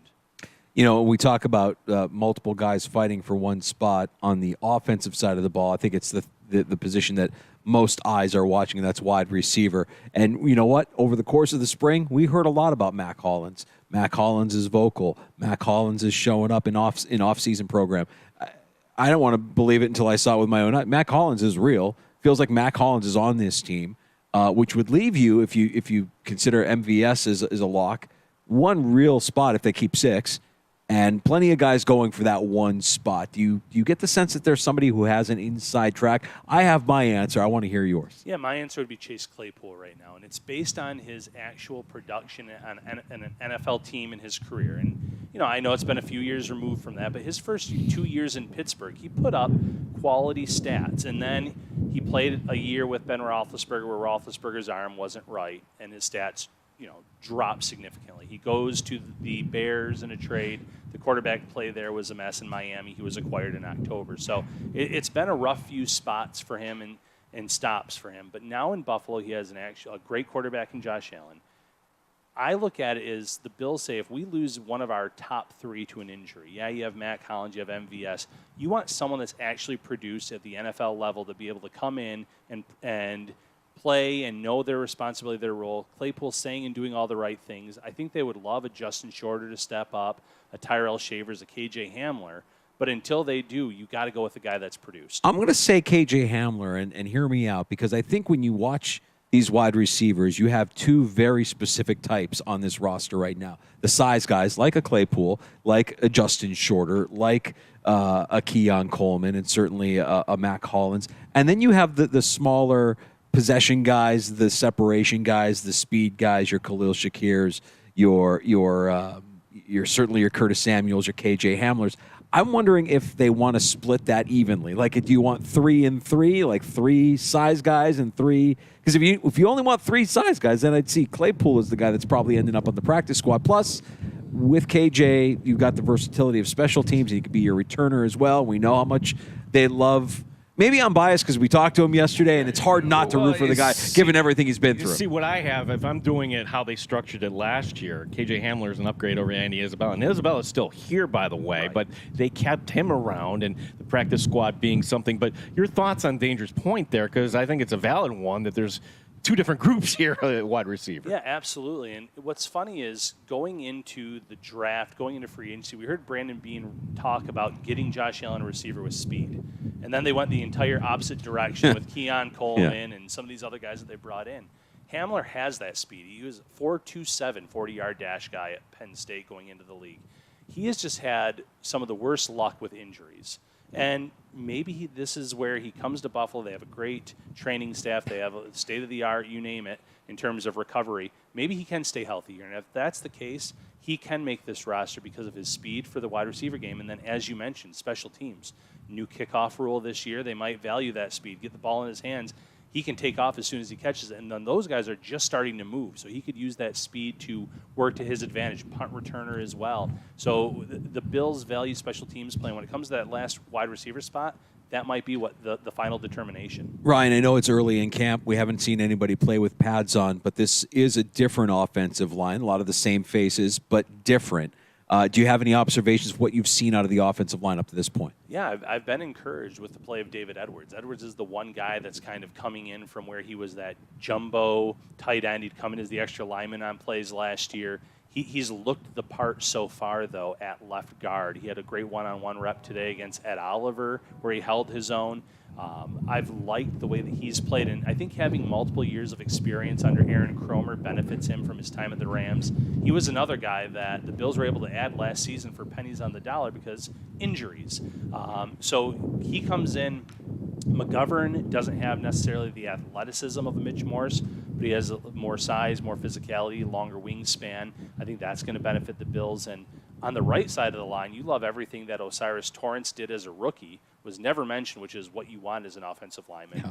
I think he'll grow in year two. And then obviously Spencer Brown playing for a contract. And, oh, by the way, you have an all-pro at left tackle. So I love the starting unit. I think there's a lot of quality depth there as well. You talk Alec Anderson, who came on last season. He is kind of the new Ryan Bates. He can play all 5 spots on the line, especially the interior, outside in a pinch.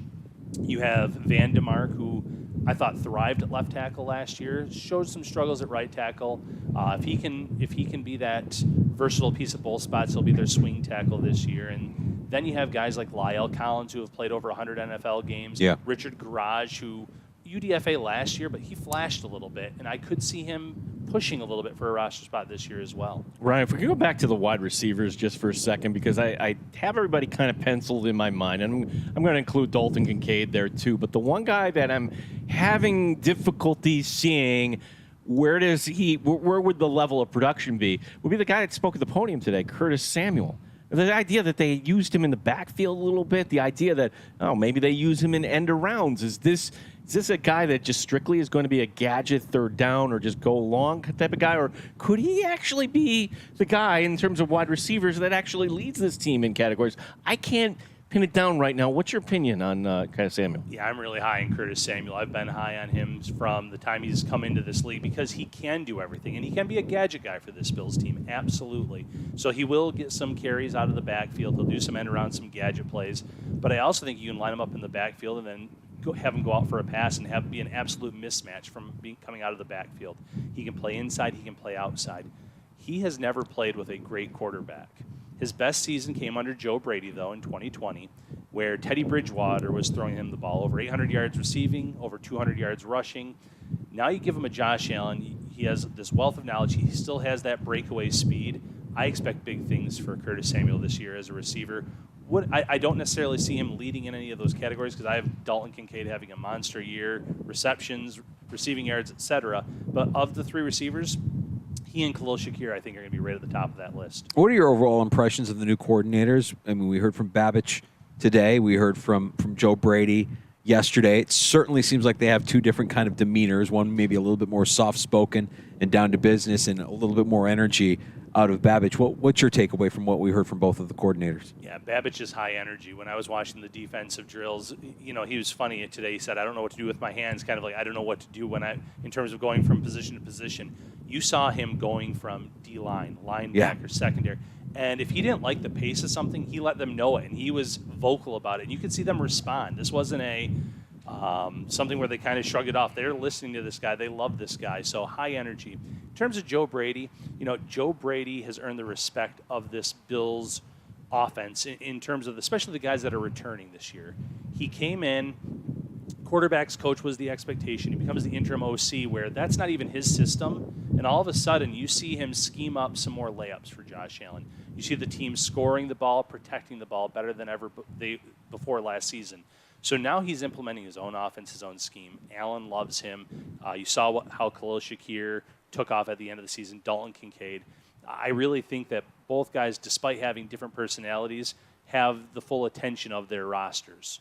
We are talking to Ryan Talbot, NewYorkUpstate.com.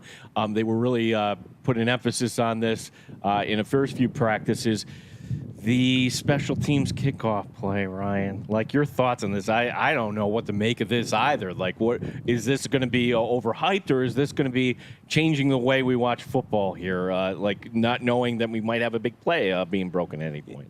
You know, I'm a junkie for football, so I was watching the XFL a few years ago when they first implemented this, and now it's the UFL. I like it for the player safety perspective, but you do also get more opportunities for returns and big plays.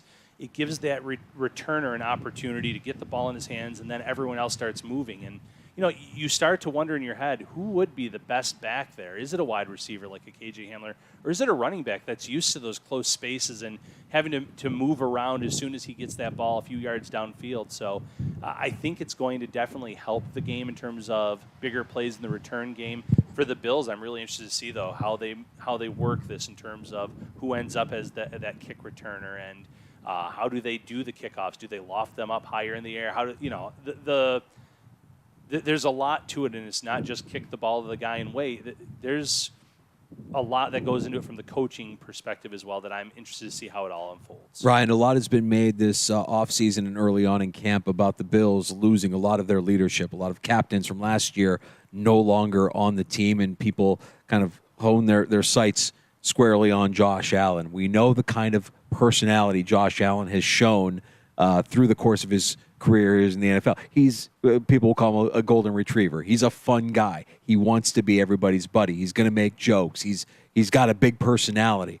Does he have it in him to take that personality and turn it into a leadership role where he is the dude? Yeah. He is the guy. And might have to get in somebody's face from time to time. I don't know that that's in him, but what are your thoughts on Josh Allen kind of taking on this larger leadership role with the Buffalo Bills? I could absolutely see it. And, you know, Keon Coleman said something at his presser today about, he's a fun-loving guy, but when it comes time to get down to business, he gets down to business. And he had the throwing of the reps with the wide receivers and the tight ends and some of the backs before training camp started, and he kind of ran that. No coaches there. He took control of that matter. And I think the first thing in terms of being a better leader is recognizing that you might have to make some changes. And to Allen's credit, he said, the way I've led before, I might have to do some things a little bit differently going forward, and taking ownership of that, saying maybe that being playful all the time isn't the way to go about it. Not that he's always playful, but I think that when he needs to be a leader this year on the sidelines, not necessarily get in someone's face, but let them know if they made a mistake in terms of what they need to do to correct it going forward, he'll do that, whether it's an O-lineman,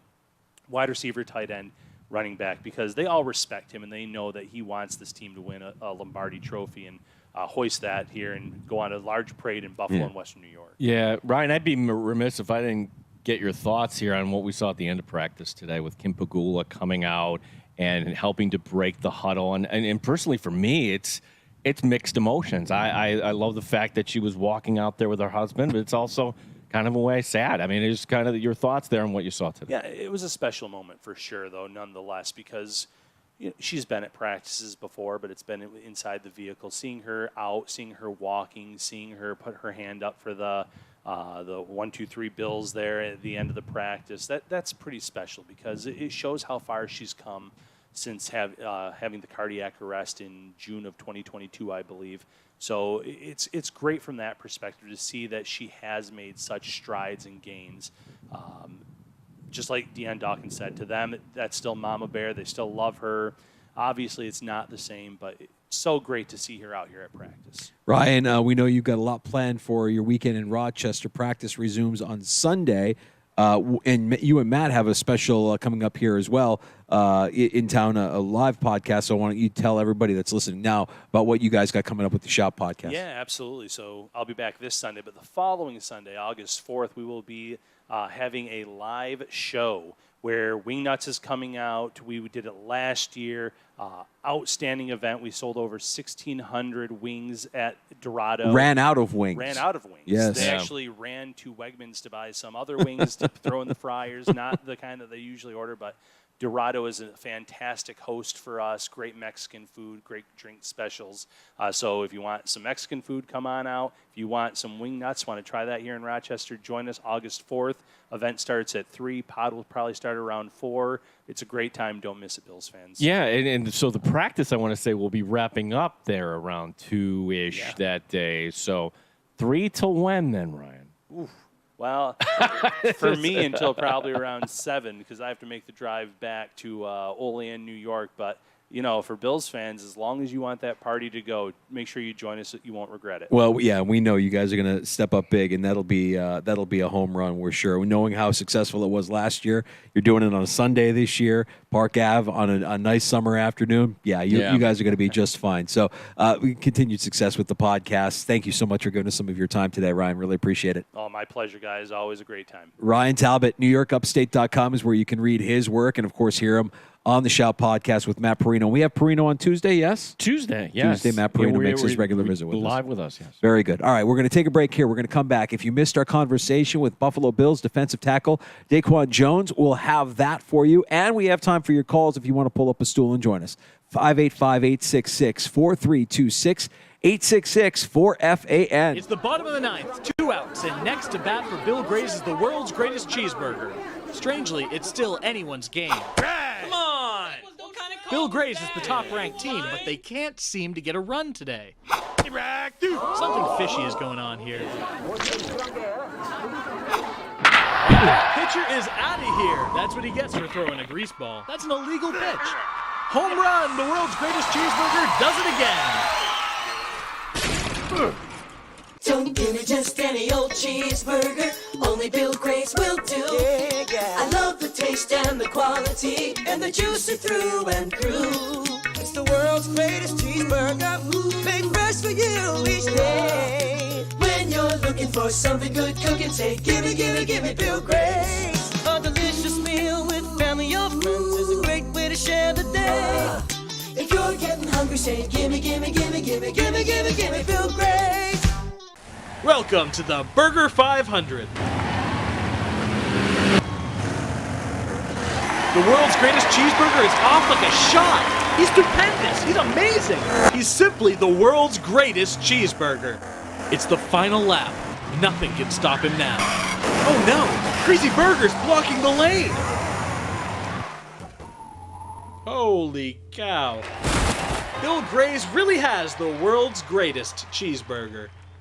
Welcome to the Battle of the Burgers. In the red trunks, weighing in at a mere 2.5 ounces, Greasy Burger.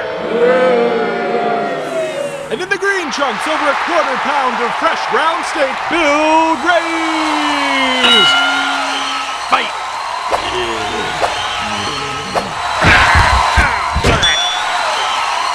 Knockout! He's done it again!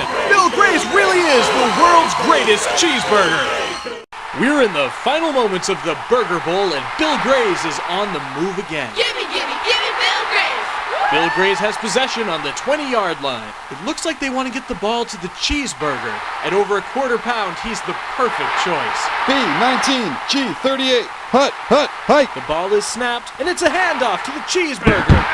There's just no stopping him. He's in the end zone. Another touchdown. Bill Grays really has the world's greatest cheeseburger. We're live at the Rochester's Choice Awards. It's the final lap in the 200-meter swimming event.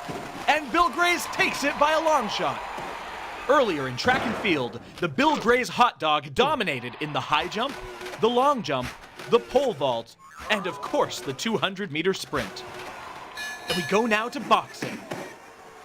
Bill Grays does it again! Bill Grays is Rochester's choice for the best fish fry, the best hot dog, and of course, the world's greatest cheeseburger. It's the bottom of the 9th, 2 outs, and next to bat for Bill Grays is the world's greatest cheeseburger.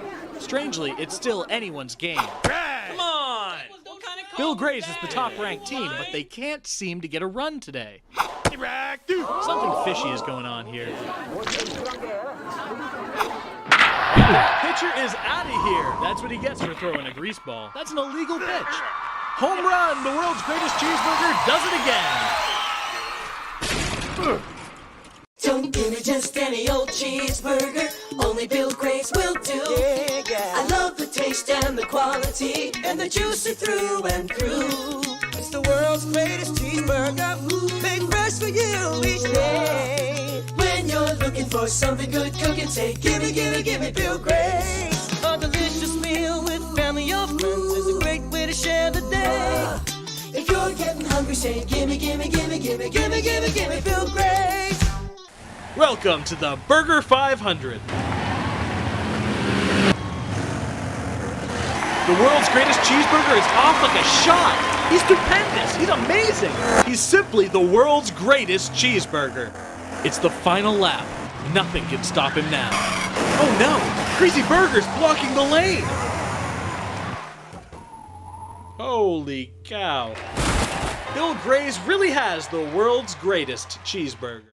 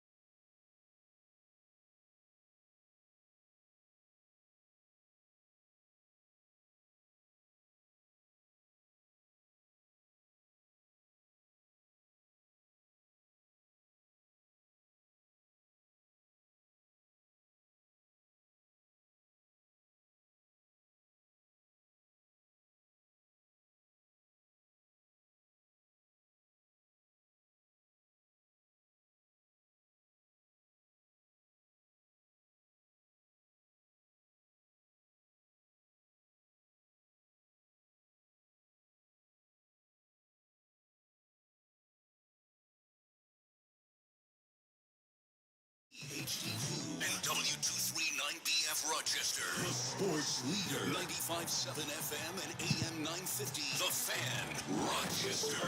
An Odyssey sports station. The Fan, Rochester. Sports update. Kim Pegula at practice today, the Bills co-owner, breaking the huddle at the end of the morning workout. Bobby Babich is the new defensive coordinator. When it comes down to it, you got to be able to make plays to help the Bills win. That's the most important thing, is our team and helping our team win. So as coaches, we got to put guys on the field that are going to put this team in position by being able to make plays. So those are the two things I'd say, is that execution piece plus the playmaking piece. No on-the-field work tomorrow. Next practice at Fisher is on Sunday. We'll talk to defensive tackle Daquan Jones coming up next year in the Sports Bar. The Miami Dolphins have extended the contract of Tua Tagovailoa 4 years, $212.4 million. Baseball, Yankees and Red Sox tonight at Fenway. The Sox acquiring James Paxton from the Dodgers. Red Wings home tonight against Lehigh Valley. We're live from Bills camp at St. John Fisher University. Gene Battaglin, the sports leader, the Fan, Rochester.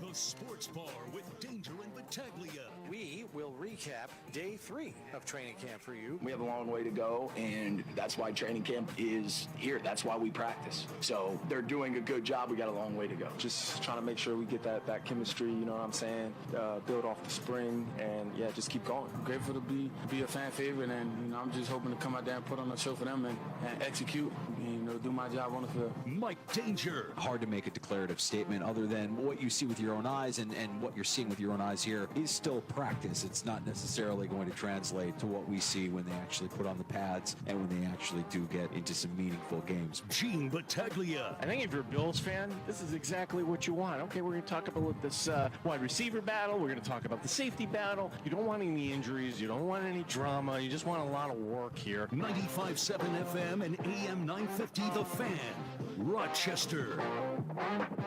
Welcome back into the Sports Bar. Danger and Battaglia. We are live from St. John Fisher University. Day 3 of Buffalo Bills training camp just wrapped up, and joined now by defensive tackle Daquan Jones. Welcome back into the Sports Bar, bud. Good to see you again. Thank you. Thanks for having me. Appreciate it. Daquan, you played here in the Southern Tier, New York State, and we have a connection here. This guy over here played for Corning East in 2010. Can you confirm that you pancaked our engineer Derek back in high school? I'm not sure. I mean, it could have happened. I'm not Yeah, sure. just to be clear, you were at Johnson City. This guy, Corning East, 2010 graduate. Your paths would have crossed, right? Yeah, we would have played for sure. Yeah. Yeah, his face is all red. I mean, I'm fairly Corning certain you East. abused him when you guys met on the high school football field. What color? What color? What color was Corning East? Maroon. Yep. And they merged, right? That's the big. I got it. Yeah, after, yeah. Okay, Yeah. very good. Yeah. Maroon, yeah. How's camp been so far, Daquan? Pretty good. 3 days, not too bad. Yeah, no complaints really. Lots of new faces, new opportunities. Yeah, we got a lot of guys in the D-line room, and but it's been great, man, out here. The chemistry's been great. The meeting's been great, and we're kind of just all gelling really well together. Daquan, we saw the end of practice today. How special was it to have Kim Pegula address the team? What was that like? Oh, that was cool. I mean, for me, that was like one of the first times I was that close to her after everything that happened, and to see her up walking around and be able to do that was pretty cool. Now it's a small thing, but we noticed little details. No Guardian cap for you. Is that by choice, or they run out of Guardian caps for you guys today? Well, they're like the new helmets you can get. Yeah. There's like 2 different helmets you can wear. If you wear those, you don't have to wear the Guardian cap. Okay.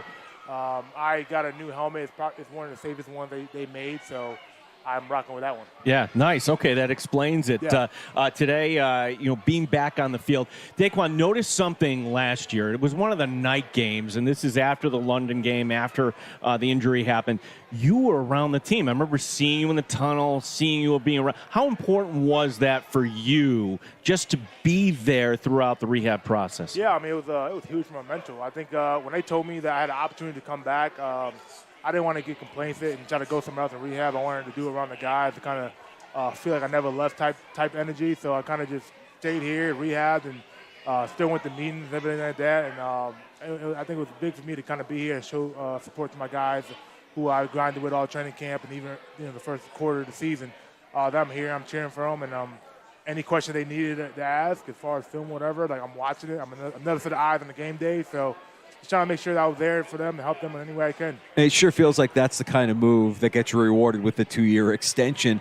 Did you think to yourself after the playoff loss to Kansas City, I got to get back to Buffalo this year. This has got to happen. Yeah, I mean, I definitely wanted to come back.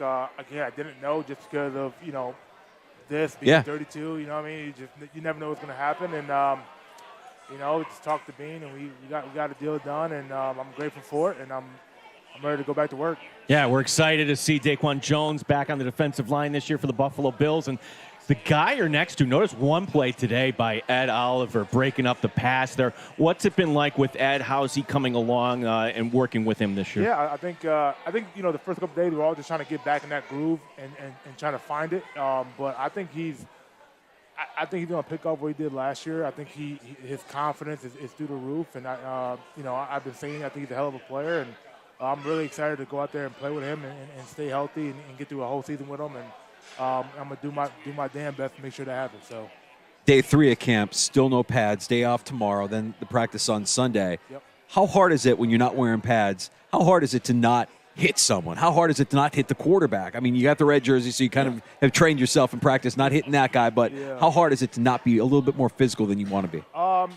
I be completely honest with you? I think as far as O-line and D-line, when we put pads on, it sounds kind of crazy, but nothing really changes. Really? We're still, striking each other with our hands and stuff like that. It just sounds a little louder. I mean, and maybe the thud up on a running back is a little different. You can kind of throw them up a little more, but as far as for the guys up front, I think we are kind of used to just kind of banging all day, and with that, it just really doesn't change that much. But I am looking forward to get pads on, just kind of get that feel back and go out there and compete with the guys. We're talking to Daquan Jones, defensive lineman, recruiter. How big a role did you have in bringing over your friend Austin Johnson to Buffalo this year? Yeah, I mean, I told him straight up, man, my dude, if you want to win and have a chance to play and play in the style of defense that you want to, Buffalo's the spot. And I just sent him that message, and probably like a day later, he called me back, told me he's gonna come up here to Buffalo to visit, and he called me with Bobby, and kind of the rest is history. So. Talk about Bobby a little bit, because we notice, at least I noticed, there's a lot of energy with that guy. I mean, he conducts his practices, and you can tell he's into it, and he expects you guys to run at a high volume with a lot of tempo and a lot of energy. How much of a departure is that from what Sean had going on last year as a defensive coordinator? It's just how Bobby is, man. His energy is infectious, and how he approaches the game, and he does it. You walk in the meeting room, meetings tonight, this afternoon, he's gonna have the energy in there, right? And his message is best in the world, and every day we gotta live by that, and we go on the practice field, and he kind of just translates over there. He's running around and making sure that everyone's doing their job, and like I said earlier, he's there, and he can give you feedback on the field, which is very hard and very you don't see that a lot, and he can give feedback to everybody. I'm like, how you got two eyes and you're watching every position, right? But he does it. I don't know how he does it, but he does it, and I just think he's a hell of a coach. He's a coach we definitely need in that position, and I'm just looking forward to going through a whole season with it. Yeah, just like any year, a lot of new faces. One of them on the defensive line, a third-round pick, Dwayne Carter. Yeah. How's he coming along, and what's your role when it comes to a young guy like that? What are you trying to do and show him the ropes there? Yeah, you kind of you let him play his game, let him be who he is, and just be there when he needs a question answered. But let him just go, let him be. Don't let him. Don't make him think too much, and don't try to put too much on his plate. Just let him go out there and play the game they got him here. And so I think he's doing a great job. He had a couple great plays today and flying around. I think his work ethic is pretty impressive for a young guy, and also his knowledge of the game. So I think it'd be good fit for us. Daquan, a lot has been made in the last couple of days of comments that Von Miller made after first day of training camp, talking about how, hey, look, last year I probably shouldn't have gone out there. I maybe wasn't 100%. Do you notice a difference between Von this summer versus Von last summer when he was still rehabbing that ACL? Yeah, I think it's night and day. I think he's doing a heck of a job. You can see his confidence building every day, and how he's out there rushing and making moves. And I'm just happy he's at peace in his mind and where his body's at, and he can play to the level that we all know and expect. Yeah, Daquan, to bring the interview full circle here, the path you took, I mean, playing high school football, getting to the NFL, high school football in New York State, it's not the easiest path as compared to other states. What would be your advice to any young man right now that's just starting out on this path, and how were you able to do it, Daquan?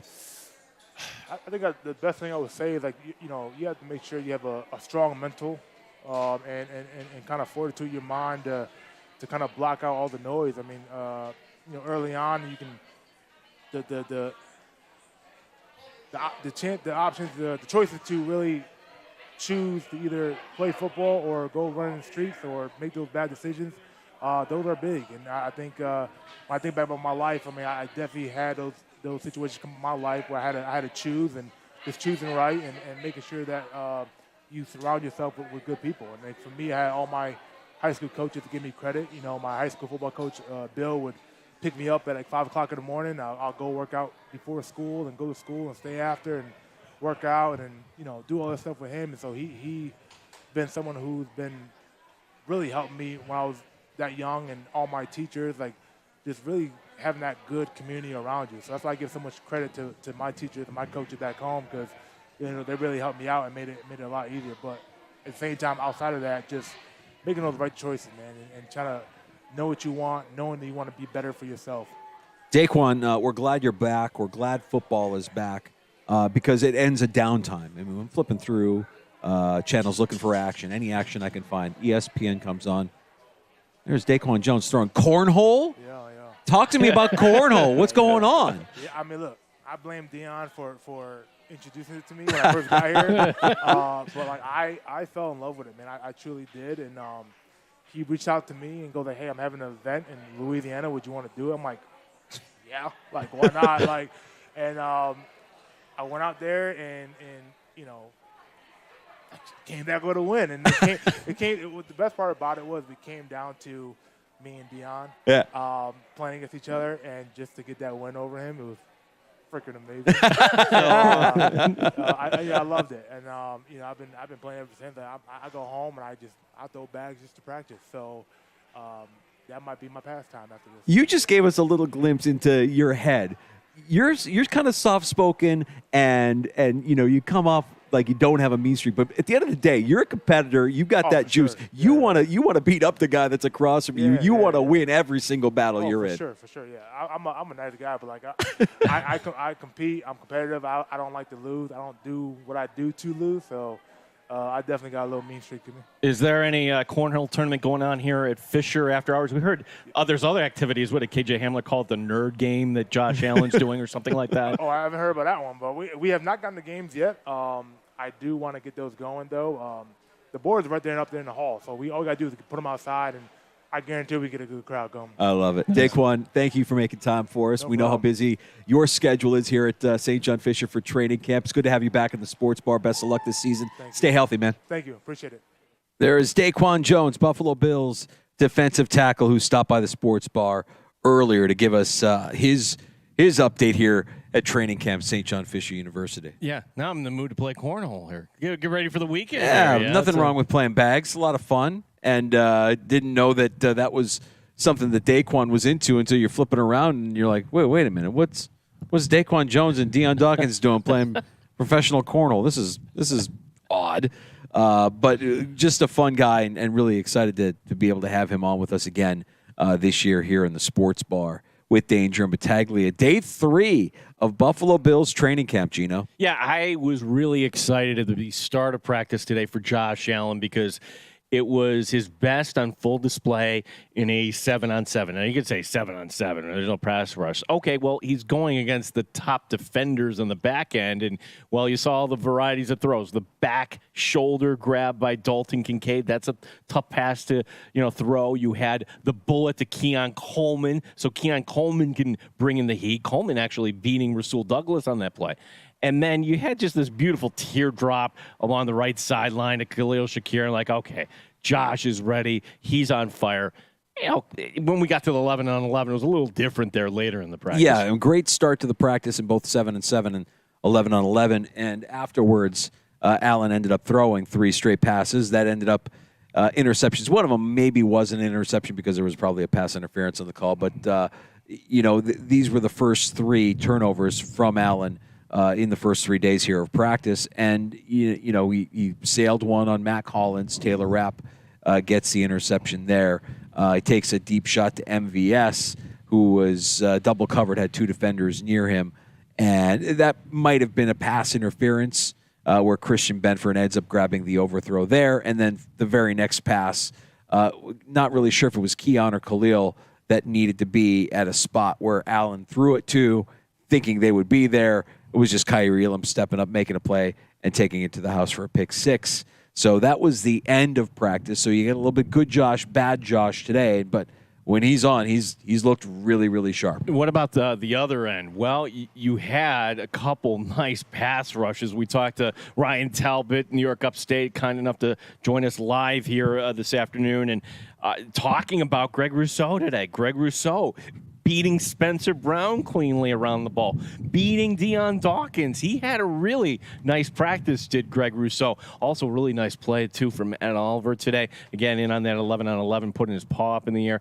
Look, sometimes you can't get to the quarterback. That is just as good, knocking the pass down. So, some good defensive line play today. Yeah, and a couple of opportunities here for some players to get some first-team reps, including Dwayne Smoot, defensive end, who started getting some time with the first team yesterday, back with them again today, and you saw Smoot kind of his versatility going from the edge, playing on the inside at times as well, and also rookie safety Cole Bishop getting some time with the first team alongside Taylor Rapp. Taylor Rapp has been the constant with the first team.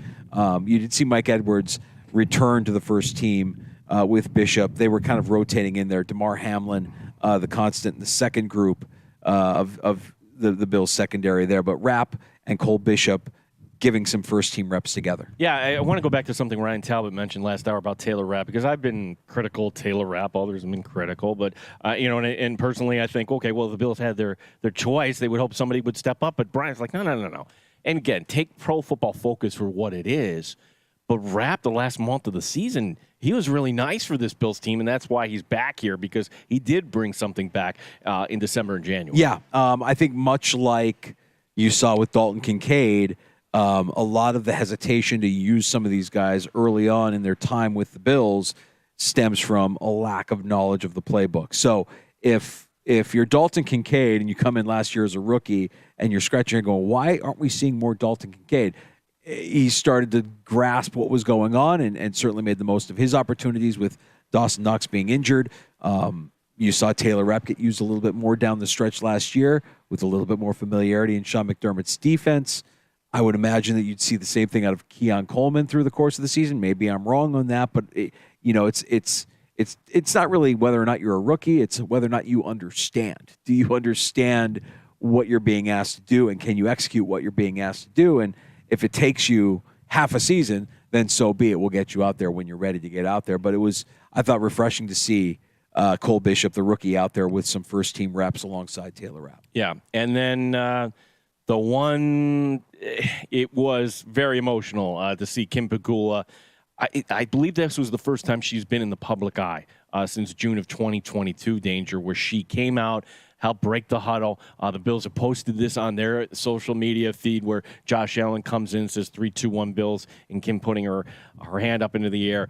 Terry Pegula walking out with Kim, and the whole team kind of gathering around. So that was a very emotional moment that I'm sure the family will remember for a long time. Yeah, and a special moment, I think, not just for the Pegulas, but for the team. I mean, she has been a big part of the success and the growth of the Buffalo Bills here over the course of the Sean McDermott and Brandon Beane era. And boy, I wouldn't wish what the Pegulas have gone through in terms of her health failing on anyone. It's a devastating thing for a family. It's a devastating thing to your family's structure. So if seeing her today, it was something that I think could be emotional for a lot of people. I think it was encouraging for a lot of people, and certainly a special moment for not just the Buffalo Bills, but for the Pegula family.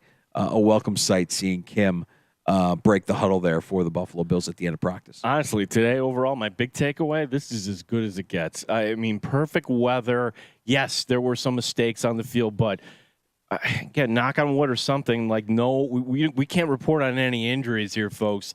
Everything really feels good in the sunshine here at Fisher. Yeah, we had the chance to hear from defensive coordinator Bobby Babich for the first time before practice today. After practice, Curtis Samuel, Keon Coleman, Taron Johnson, amongst the Bills that were speaking to the media. And you're right, Gino. Like, right now, feels like this could be as good as it gets in terms of where the Bills are at, how they look, the overall climate around the organization right now. Now, we did have some tumultuous goings on in Miami. It looks like they have solidified their quarterback, at least for the next few years here, with their extension of Tua Tagovailoa this afternoon. So Tua Tagovailoa now only behind Joe Burrow and Trevor Lawrence in terms of average annual value. He's number 3 on the list. 4 years, $212.4 million. This is the going rate danger. And the idea that he's going to get paid a little bit more than $10 million per year as compared to Josh Allen. Yeah. That's, to me, is the takeaway. Like, okay, if the Bills want to do right by their quarterback, now is not the time, but you and I see a storyline coming up this offseason. For sure. I think if Josh Allen performs the way we all think he can perform and exceeds expectations this year for this team, then, yeah, the next offseason we're talking about an extension for Josh Allen. And by the way, I think you could say the same thing for Patrick Mahomes, who, when you look at where these two quarterbacks are, these two elite quarterbacks are in relative to their peers, they're complete bargains for their teams. They're a bargain for the Chiefs. Mahomes is a bargain for the Chiefs, and Allen is a bargain for the Bills. And at some point, that rent comes due. You're going to have to pay it up. Yeah, there's no doubt. And if you're a Dolphin fan thinking, oh, that's too much money. No, sorry. That's the way the game is played. You don't have another option. Where does this kind of leave Jordan Love? It's good news for Jordan Love because I want exactly what Tua got. Right? And maybe he gets a 5th year tacked onto that. Dak Prescott, a big winner in this, as well as he's wanting his new deal. So that's the biggest story to come out of the NFL this afternoon. As far as the Bills are concerned, tomorrow it's their first day off of training camp, so they'll have their Saturday off, returning to practice Sunday morning. That's another 9:45 start, and Sunday, Matthew Smiley, the special teams coordinator, will be meeting with the media prior to practice, and I think that's an interesting media session as well, because obviously the new kickoff rule is going to command the conversation there. What do the Bills have, and what the Bills have in mind for dealing with this play that no NFL player has ever really dealt with? It's not a bold prediction, but my prediction is that you will have this new kickoff rule directly impact every team in a game this year. We're going to point to a game, maybe multiple games, like, wow, the kickoff rule swayed that game, and that's what the reason we won or we lost, and you're hoping the Buffalo Bills are ahead of the curve on this. We will be back here again Monday afternoon starting at 3 o'clock. They do practice again on Monday. They practice also on Tuesday before getting another day off coming up here on Wednesday if you're looking at that Buffalo Bills schedule. And by the way, make sure you're following the Fan Rochester across all of our platforms. We're trying to keep you as updated as possible with our guest interviews, our full shows, our highlights. That includes the social media as well, the Instagram, the Facebooks, the Twitters, the X, at the Fan Rochester, and we'll keep you updated on everything that we're seeing. Let us be your ears and eyes at Buffalo Bills training camp if you haven't had the chance to get out to St. John Fisher just yet. Let's get to a round of shots next, Gino. Yeah, trade deadline. It started while you were sleeping last night. Clearly, the Tampa Bay Rays are selling, and they made a move within the last hour. We'll tell you where one of their pitchers is going and how this is really going to help a team that is going to be in contention. We'll set you up for the rest of the weekend in baseball. Oh, yeah, by the way, the Olympics have started. Yeah. We'll get to that. And Charles Barkley has come out with a statement. Oh. In regards to this TNT lawsuit. I shouldn't say TNT lawsuit. It's Warner Brothers Discovery lawsuit against the NBA. Okay. Well, when Chuck speaks, I listen. I can't wait to hear what he had to say.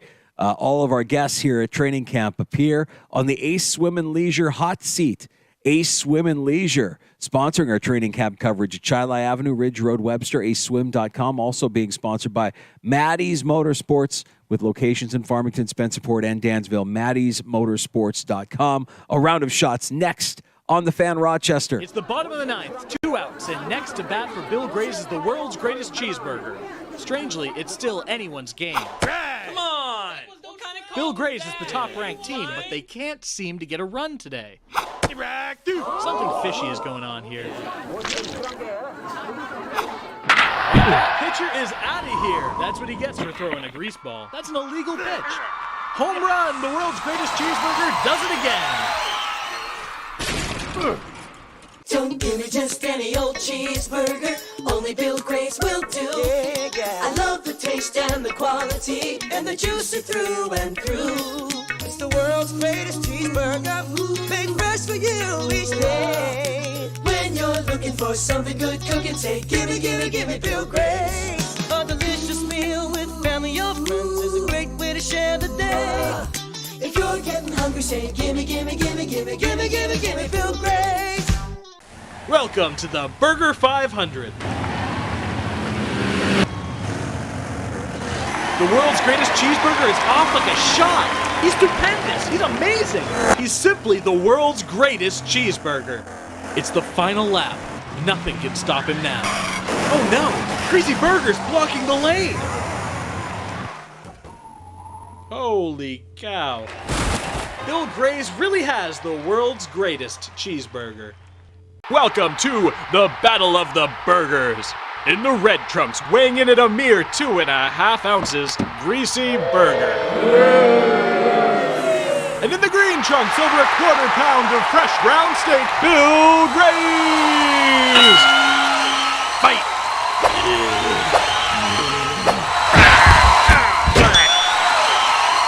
Knockout! He's done it again! Bill Gray's really is the world's greatest cheeseburger. We're in the final moments of the Burger Bowl, and Bill Gray's is on the move again. Gimme, gimme, gimme Bill Gray's. Bill Gray's has possession on the 20-yard line. It looks like they want to get the ball to the cheeseburger. At over a 1/4 pound, he's the perfect choice. B19, G38, hut, hike. The ball is snapped, and it's a handoff to the cheeseburger. There's just no stopping him. He's in the end zone. Another touchdown. Bill Gray's really has the world's greatest cheeseburger. We're live.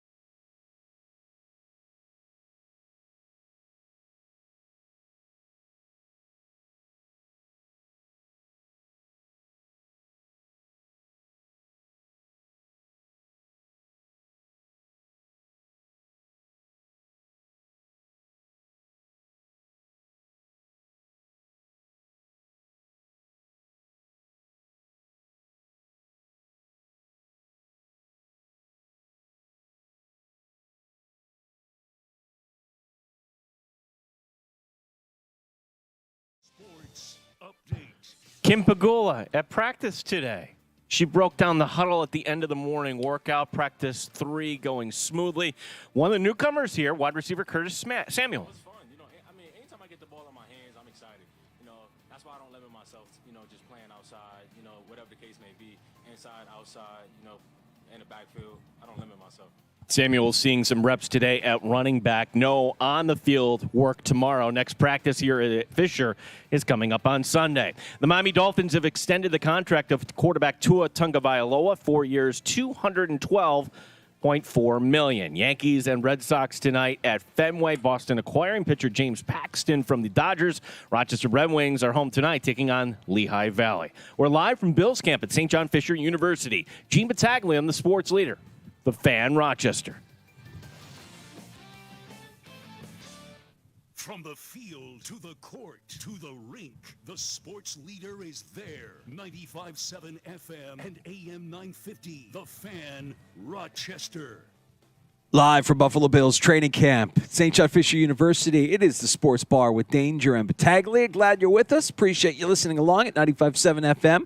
AM 950, your smart device when you ask it to play 95.7 The Fan. And a special hello to everybody checking out the stream on our YouTube channel at The Fan Rochester, also streaming on Twitch as we get to a round of shots, Gino. Yeah, while you were sleeping, one of the top outfielders on the trade block, well, he got traded. Randy Arozarena goes from Tampa Bay to Seattle. Arozarena was the 2021 AL Rookie of the Year. You remember he had a couple really nice postseasons. But this year, he's only batting .211. But what Tampa got back wasn't much. Two minor leaguers that were lower level, one guy being a former fourth-round pick, the other guy being a former sixth-round pick. Tampa then, just in the last hour, perhaps their top star that was on the block, Zach Elfin, goes to Baltimore. Okay. So Baltimore needing a starting pitcher, and they said to get one within the division here. So Baltimore gets theirs. I like Arozarena as a player. He is down this year. I wonder if that change of scenery returns him to form because, I think that World Baseball Classic. Yes. He was just a fun player. Like Major League Baseball is better when Randy Arozarena is balling out. Which seems more unlikely here? The fact that the Mets, again, let me restate that. The fact that the Mets are only a half game back of the Braves, or the Red Sox, if they sweep the Yankees this weekend, the Red Sox and Yankees will be tied in the loss column. Both are true statements. Yankees, Sox tonight at Fenway. That highlights your baseball schedule this weekend. It'll be the Saturday night game on Fox, the Sunday night game on ESPN. Other matchups this weekend include the Mets and Braves, Cleveland and Philadelphia. The Padres remain the Beltway. They are in Baltimore. So I can't really make fun of you, Gene, because you're stating facts. Everything you just mentioned is true, and I'll leave it at that. And what a wonderful win that was last okay. night. All right. For the now, Mets. see, this is where you take it too far, and now you're just setting yourself up for disappointment, Gene. Don't do that. I care too much about you as a friend for you to get sucked in. Don't get sucked in. I saw Dan Fates on the sideline today, and just went up to him like, Dan, because he played baseball at Fredonia. Dan, would you have made that catch? And the answer was yes. Yeah, it was ugly. Terrible. It was ugly defense, and the Mets get the walk-off last night. And you know what? When you see, I wouldn't blame you if you're a Mets fan if you saw that and you thought, maybe this is something. Maybe the things are just going our way for this period. But, Gene, don't do it. Don't fall into the trap. Don't let this team break your heart again. I see you wearing your Mets shirt proudly today. You were wearing it just to show off. You wanted somebody to say, those Mets, huh? Okay. Yeah. Well, you keep this is your only defense. Like, look at history. You're going to be disappointed. Yeah. No, I'm having fun. Oh, good. I'm having fun. And glad. when we come back on Monday, maybe the Mets are in second place in the NL. Now we're looking at Philadelphia. Okay. Tracking them. Oh, my goodness. Okay. Tonight, for the first time, an opening ceremony of the Olympics, not in a stadium, but rather going down a river, the Seine River in Paris, going past all their landmarks. Let's just make this clear. This is already concluded. Paris 6 hours ahead of us on the East Coast. The flag bearers for the United States tonight, you'll see LeBron James and Coco Gauff. Is there normally more than one flag bearer? I thought there was only one, usually. This is different to me. I feel like there's usually like a flag bearer, but we have two. Correct. So I guess we're carrying two flags. We're going to hand it off at some point? Can you carry multiple flags during the opening ceremonies? I mean, I'm not going to lie. I'm a little ignorant on this topic because I don't spend a ton of time watching opening ceremonies of the Olympics. I like the action. But I feel like I have an opportunity tonight. I feel like I can get my kids a little bit more excited about sports if we watch the opening ceremonies and they start to, invest a little time in the Olympics. What do we say here in the sports bar about the Olympics? It's sports for people who don't like sports. Well, I think you like the competition, though, right? Listen, I'm not going out of my way. It's not appointment television for me. I'll watch some of the Olympics. I mean, look, I'm not saying I won't watch. I'm not. It's not the NFL. It's not whatever's on the Major League Baseball schedule. It's not the NBA. That's my point. Yeah, If that's it's on, fair. It's on. That's Yeah, fair. it's- But I think there will be some events that capture the collective attention of our country here over the course of the next couple of weeks. I'm kind of excited for it, and I hope wish me luck in trying to convert my children, who are also their mother's child, into maybe giving a little bit more in terms of their love of sports. I think the fact that it's in Paris tonight. Hey, there's the Eiffel Tower. I'm going to mess up the names of the landmarks, but of all the countries to be involved in a drone spying scandal at the Olympics. Yes. Who would have guessed it would be Canada? Yes, Those Canada. cheaters. What are we doing with Canada? I mean, let's devise a plan, because between this and the wildfires, their general lack of support of what we got going on, this is it, right? You're on your last leg here, Canada. Yeah, raise their tariffs or whatever it's going to be. Like Canada's coach, Bev Priestman, she was fired overnight. So the players literally woke up and they were told, oh, by the way, we fired your coach. This after New Zealand complained that drones were going overhead during their practice. The Canadian men's team was also accused of using drones during the Copa tournament. I did not know this. I learned this from listening to Tasker, and by listening to Tasker, I mean he's right next to us here on Radio Row here at Fisher. Literally, they put this in the job posting for video. Somebody needs to know how to fly drones. How to pilot a drone. So they put it in a job posting that we want an experienced cheater, somebody who knows how to spy on other teams. Greg Berhalter, by the way, probably could have taken a cue from Canada here. Maybe a little bit more effort in your cheating with drone footage, and you get Team USA into the knockout stage of Copa like Canada made. It's the stupidest way to cheat, too. Like, there's other ways you could film people, I suppose. But here's the thing I know about drones, right? They make noise. You see them in the sky, and you say, what is that? Why is that here? I don't know. How much noise do they really make? I mean, you can kind of hear the propellers a little bit if it's close by, but if it's high up, I think you're probably safe. I don't know. Last time I saw a drone was 4th of July. You just see drones flying in like fireworks displays now because people want to capture that footage.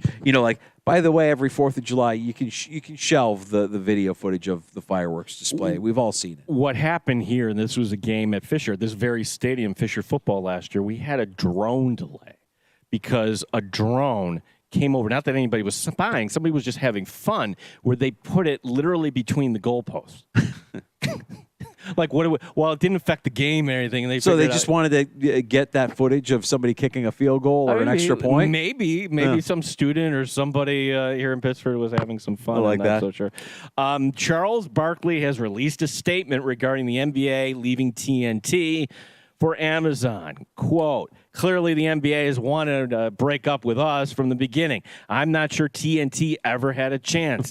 TNT matched the money, but the league knows Amazon and these tech companies are the only ones willing to pay the rights when they double in the future. The NBA didn't want to piss them off. It's a sad day when owners and commissioners choose money over the fans. It just sucks. Warner Brothers Discovery, by the way, in case you missed it, is suing the NBA. Yes, and I'm going to have Charles Barkley as a character witness. I'm going to bring Kenny Albert up on the stand as well. We're all going to sue. We're suing everybody. This is wrong, and we want punitive damages. We're going to sue Stephen A. Smith. We're going to sue Marissa Tomei. We're going to sue Joe Pesci. Everybody. Sue everybody. Jeff Bezos? Jeff Bezos, Amazon. Yes, they're evil. We're going to sue them. I met with Jeff Bezos, and we were trying. Jeff Bezos and Adam Silver threw me down the stairs. I landed on my ass pipe, and I broke my glasses. I can't see. God damn it. When you saw with Adam Silver, was he nice or mean? No, he's a very mean man. He was very stern. He made very rude comments about my height and I think he might be racist because he threw me down the stairs and my shoes fell off, and I was wearing Jordans and they fell off, and those are very important shoes to me. So I'm going to sue Michael Jordan. I'm going to sue Adam Silver. I'm suing everybody. Why are we suing Michael? My shoes fell off, Gene. Keep up. Charles Barkley, I'm coming for you. Coming for you. Wait a second. He's a character wizard. Oh, yes. I'm sorry. Yes. Ernie Johnson, I'm going to sue you, sue everybody. No, Ernie I'm very Johnson- upset.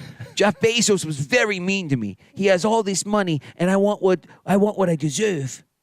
I want my punitive damages. He was very mean. Said some very awful, rude things to me about my height and about my shoe. My shoes fell off.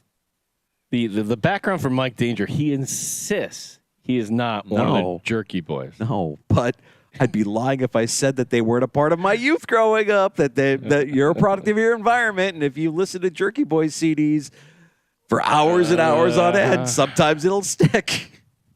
And insert everything from the late 80s and early 90s that does not hold up in 2024. No. There you go.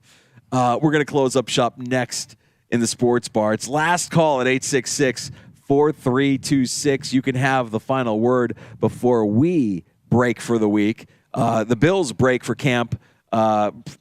from camp, I should say, tomorrow. No practice tomorrow, but they're back on the field Sunday. We'll recap today's action, and we'll set you up for Monday afternoon here at St. John Fisher University. Buffalo Bills training camp day 3, and we continue live next on The Fan. It's the bottom of the 9th, 2 outs, and next to bat for Bill Grays is the world's greatest cheeseburger.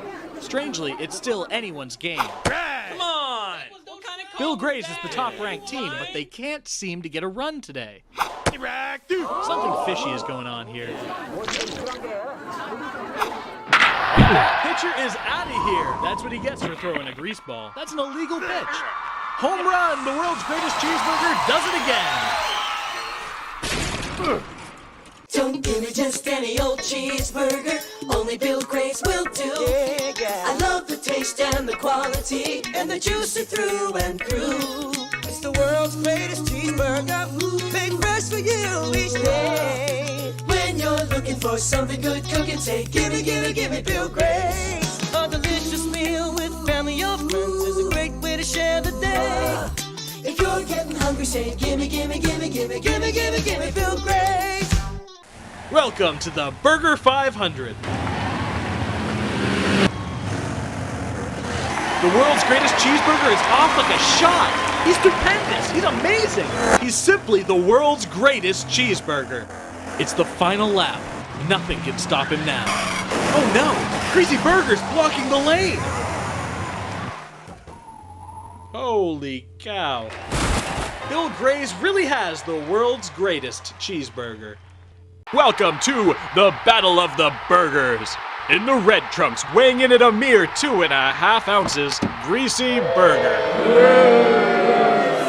And in the green trunks, over a quarter pound of fresh ground steak, Bill Grays. Fight.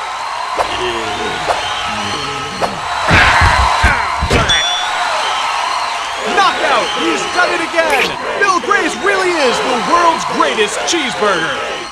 We're in the final moments of the Burger Bowl, and Bill Grays is on the move again. Gimme, gimme, gimme Bill Grace. Bill Grays has possession on the 20-yard line. It looks like they want to get the ball to the cheeseburger. At over a quarter pound, he's the perfect choice. B19, G38, hut, hike. The ball is snapped, and it's a handoff to the cheeseburger. There's just no stopping him. He's in the end zone. Another touchdown. Bill Grays really has the world's greatest cheeseburger. We're live at the Rochester's Choice Awards. It's the final lap in the 200-meter swimming event. And Bill Grays takes it by a long shot. Earlier in track and field, the Bill Grays hot dog dominated in the high jump, the long jump, the pole vault, and of course the 200-meter sprint. And we go now to boxing. Bill Grays does it again. Bill Grays is Rochester's choice for the best fish fry, the best hot dog, and of course the world's greatest cheeseburger.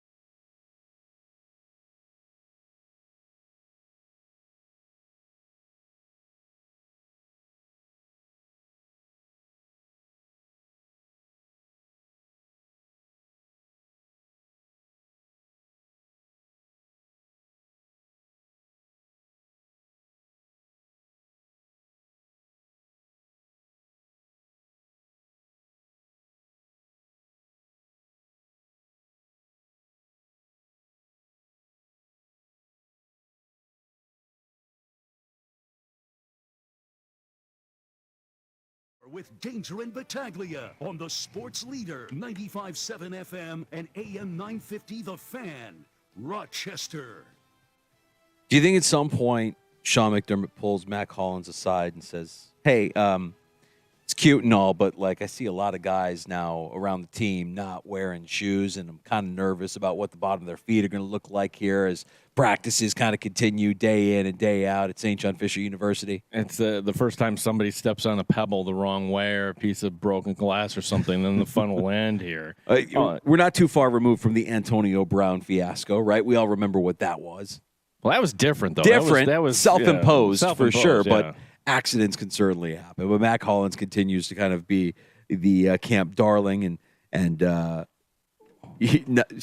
still without shoes. I mean, even when he's on the field, what he's wearing on the field during practice doesn't look like your standard NFL cleat. Let's just put it that way. So, fun practice today, day 3 of Bills camp in the books. Josh Allen starting off hot and hitting receivers with ease. 7-on-7, 11-on-11, different targets. He hit 6 straight passes on 11-on-11 without an incompletion, and then wrapped up his day with 3 straight passes that wound up in the hands of defenders. So, good Josh and bad Josh today. Those were the first 3 turnovers of camp on the arm of Josh Allen. So that's the offensive side of the ball from practice today. Defensively, Cole Bishop getting some time with the first-team defense. Matt Milano continues to look strong. Dwayne Smoot getting some time with the first-team defense as well on the defensive line, playing a little bit on the interior, also playing on the edge as well. So no practice for the Buffalo Bills tomorrow. They'll return to the practice field 9:45 on Sunday morning, and on Sunday we'll also hear for the first time at Bills training camp from special teams coordinator Matthew Smiley. 9:15. Yeah, I mean, we are real football, meaning some preseason actual football. It's closer than you think, and that's going to be the big thing. We're all going to be settling down. How does this new kickoff rule apply? Heck, we're only 6 nights away from actually seeing this. Oh, that's your Chicago Bears. I know, little Hall of Fame game. I normally don't get excited about the Hall of Fame game, but I'm kind of paying attention to see if Caleb Williams gets the nod, if that'll be our first chance to see Caleb Williams, or if the Bears will kind of shelve him for week 1 of the preseason against the Bills coming up here on August 10th. Great time today at St. John Fisher for Buffalo Bills training camp. Thanks for checking us out. Thanks for stopping by. And we will be back again on Monday starting at 3 o'clock. The Bills practice on Monday morning, 9:45, their normal time. And we'll be here Monday afternoon to be your ears and eyes at St. John Fisher University. Now, if you missed any of today's show, inside the free-to-download Odyssey app with Rewind, you can go back and listen for the next 72 hours. We'll get our guest appearances, and we'll also get our full show up and available for you to listen wherever you get your podcast. Just search out The Sports Bar, and you'll find all of our guest appearances and shows listed for you there. That includes Ryan Talbot, who stopped by last hour from NewYorkUpstate.com to share his observations from day 3 of Buffalo Bills training camp, and Bills defensive tackle Daquan Jones, who was fantastic with us earlier today in the Sports Bar as well. We learned a little bit more about Daquan's second passion. Turns out Daquan likes him some cornhole. Who amongst us doesn't? Of course. Very competitive guy, and Daquan Jones likes his competition in cornhole. We'll thank him for stopping by the Sports Bar today as well for the second year in a row. Get a chance to catch up with Daquan Jones of the Buffalo Bills. You'll get those guest appearances and more when you search out the Sports Bar wherever you pod. Also, a big thank you to our sponsors, Ace Swim and Leisure, Chili Ave and Ridge Road in Webster, aceswim.com, and Maddie's Motorsports, locations in Farmington, Spencerport, and Dansville, Maddie'sMotorsports.com. Gino, have a great weekend. You too, Danger. We will talk to you again here live from the Pelicano Pavilion at St. John Fisher University for Buffalo Bills training camp Monday afternoon starting at 3. JR Sport Brief next on The Fan.